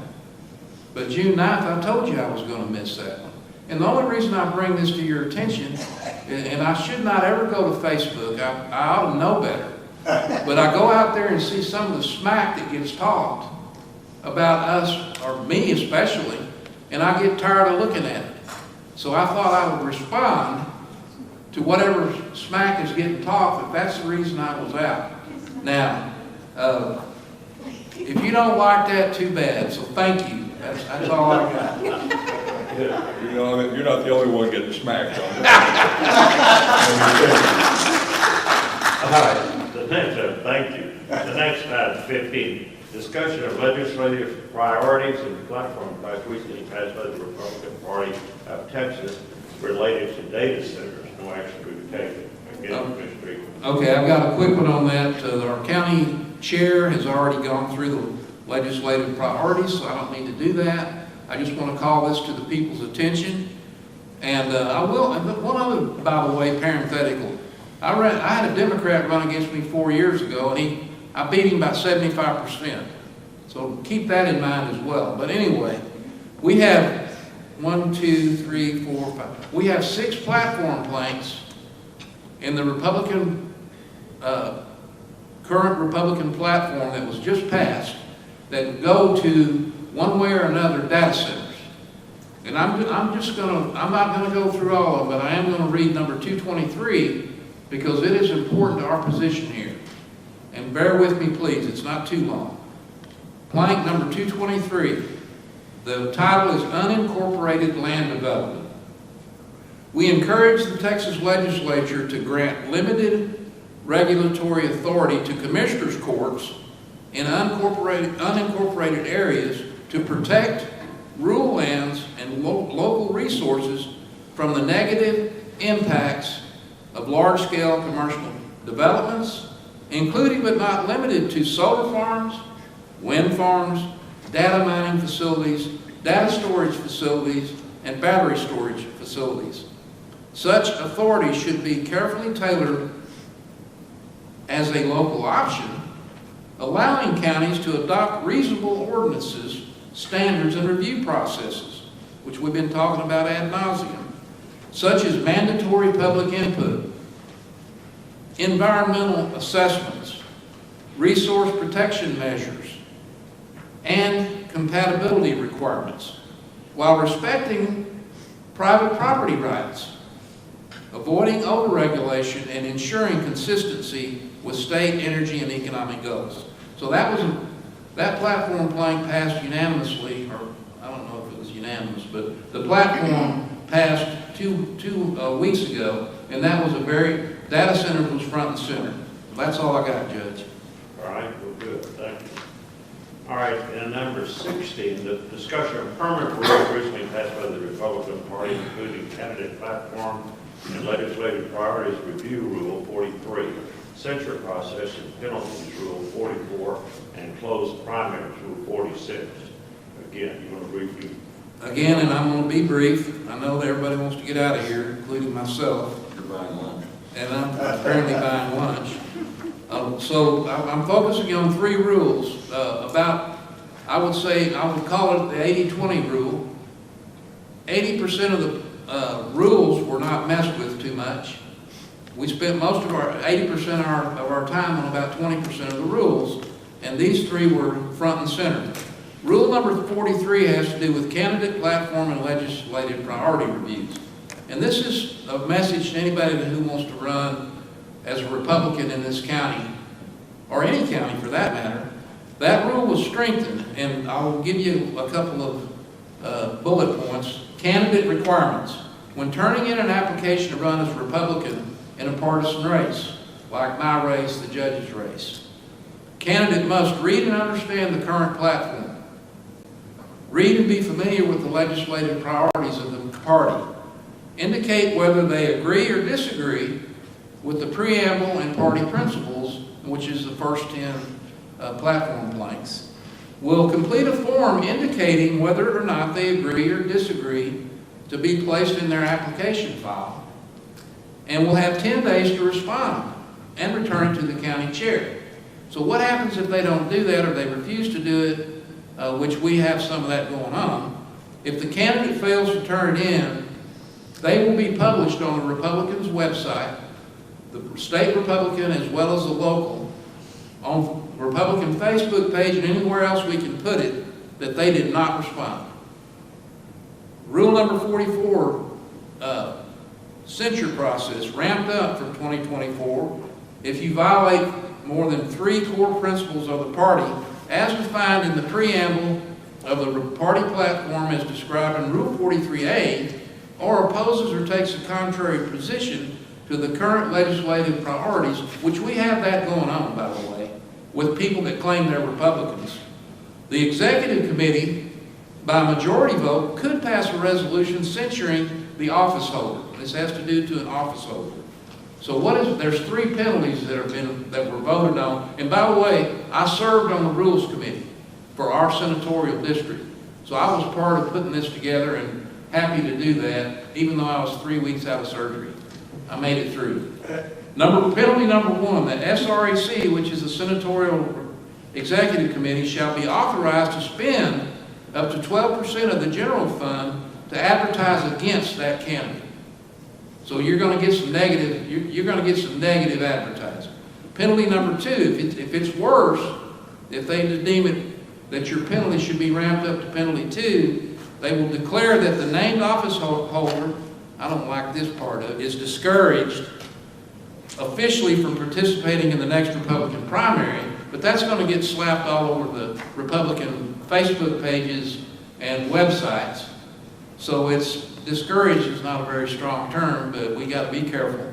But penalty number 3 is to authorize and direct the state chairman or any county chairman to refuse to accept any application for a place on the ballot for 24 months from the date they were censured. So if we ramp it up, if it gets ramped up to penalty number 3, we're going to keep you off the ballot. Rule number 46, closed primaries. We've been trying to get closed primaries for the last at least two-year cycles, and we make another run at closed primaries based on the constitutional right of freedom of association. Here's the meat of the rule. Only a U.S. citizen eligible to vote in Texas who is registered to vote with Texas SOS, Secretary of State, as a Republican, may cast a ballot in that primary.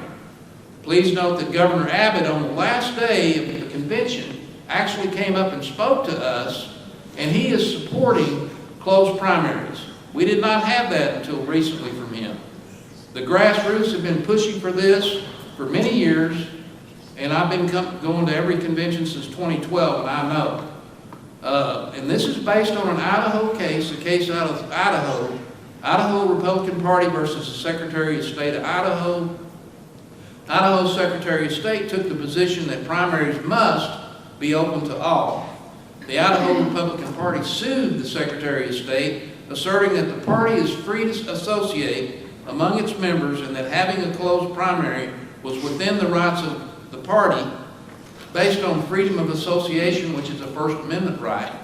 The U.S. District Court from Idaho issued a moratorium of memorandum decision in order and found that Idaho's open primary system to determine nominees for the general election violates the Republican Party's First Amendment rights. Case closed.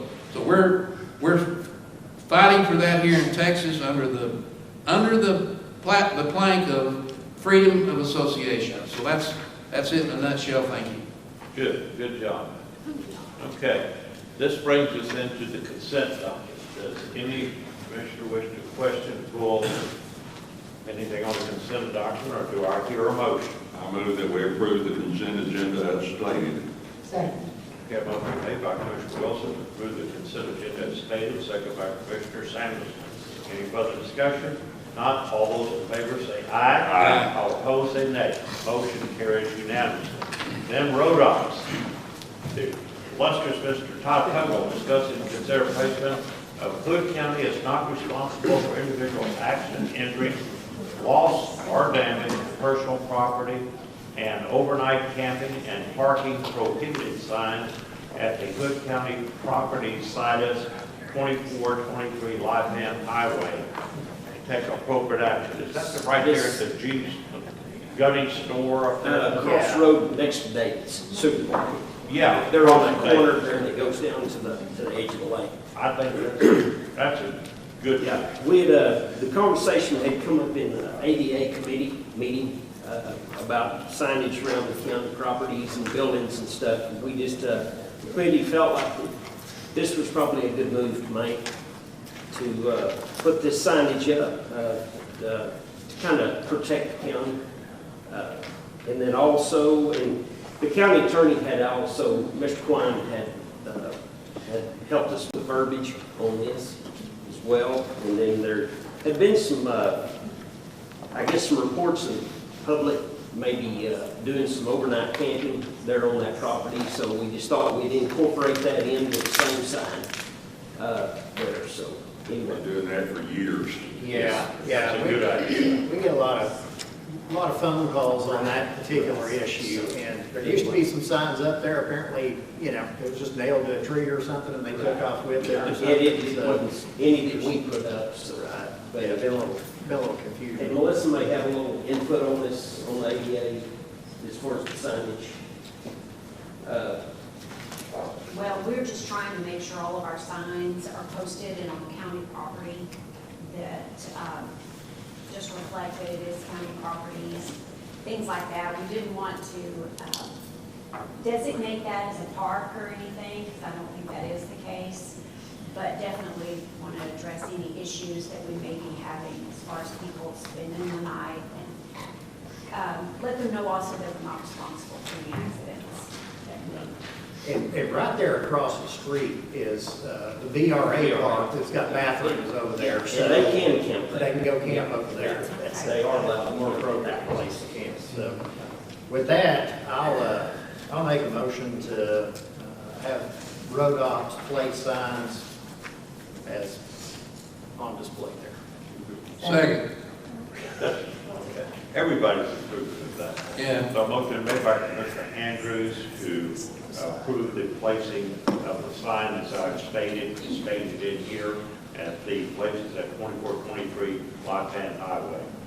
Second by Commissioner Wilson. No, Eagle. Eagle. I'm sorry, but everybody said it. by Commissioner. Any further discussion? All those in favor say aye. Aye. All opposed say nay. Motion carries unanimously 5-0. Development, set a public hearing for the replat of Air Park addition. What date? Anybody have a date? July 14th is what is on the, July 14th, 2027. Do I hear a motion?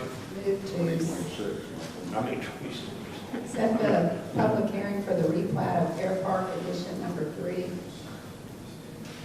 Does that say 1.2R? L2R. Okay, L2R and 3R, B4 for the July 14th Commissioners Court. Okay, motion made by Commissioner Sampson, set a replat of Air Park addition for July 14, 2026. Seconded by Commissioner Wilson. Any further discussion? All those in favor say aye. Aye. All opposed say nay. Motion carries unanimously 5-0. This brings us to financial. Ms. Stephanie Matlock.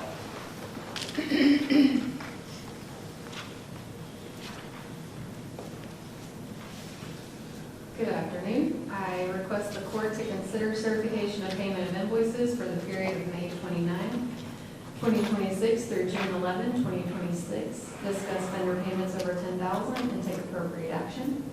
Expenditures for June 23rd, 2026 Commissioners Court are $1,097,639.25. The auditor's office has reviewed all invoices and recommends payment. Good. Based upon that recommendation, do I hear a motion? Yeah, I'll make a motion to approve the invoices for the period of May 29, 2026 through June 11, 2026, paid in $1,097,639.25. Okay, motion made by Commissioner Andrews to pay the bills in the amounts as stated by the auditor and second by Commissioner Wilson. Any further discussion? All those in favor say aye. Aye. All opposed say nay. And with that, we are adjourned.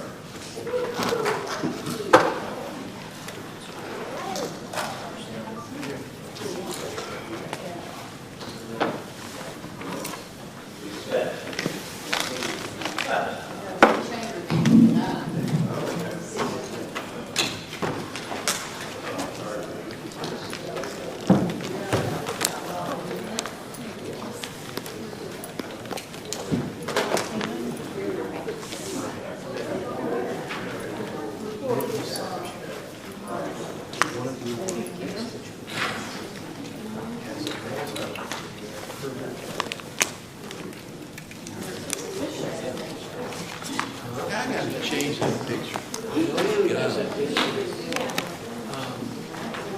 What is this? What is it? Is that?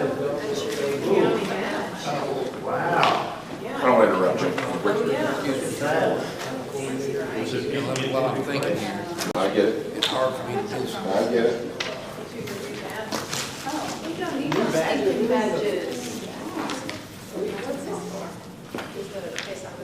That's just a little apparatus. It's better though. Got the magnetic. This lets us have the work. Now, our court work is backwards.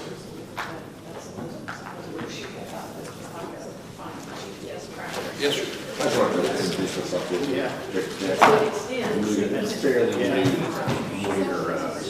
What are your social media? Oh, So I just wanted to come introduce myself. well, I appreciate it. I appreciate Good, it. wasn't it? And not tracking everything. I think it's going to be hard finding relevant for it. She'll be hard to open. Oh, did you? yes, sir. Your name? No, not my name. I could do it, but I really What'd you couldn't. get here? I used to manage development processes. Yes, I can do it if necessary. I mean, if it gets desperate. It's like, it's going to be It needs to be at least. What about Nikki Sawchuk? Nikki Sawchuk has a master's degree in urban planning. She used to work for the city of Fort Worth in the urban development office, and she has spoken to numerous times. She lives in Virginia. And her husband works at the city of Redmond. Yes, sorry. Okay. All right, so you don't know. You don't know? She's got a master's degree. She's qualified. She understands the process. We need to. You want me to tell her? Yeah, we need to. Okay, I'll field her. I told her that I was making her contact her. I'm going to call her when I get home. I mean,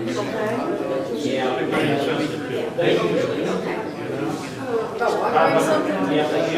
Great. Thank you. You know what? Let me tell you something about babysitter.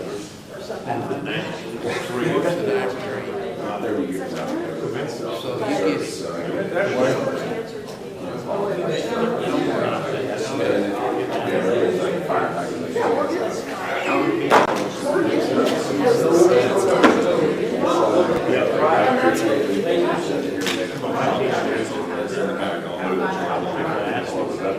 Keep doing it.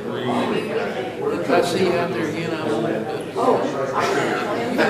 You've been here a short period of time. No, we're just going to. But there's two, I've got some of these guys coming after me. They need real psychiatric help. You know. Well, you got a good, it's not all food. And it's not all food. Exactly.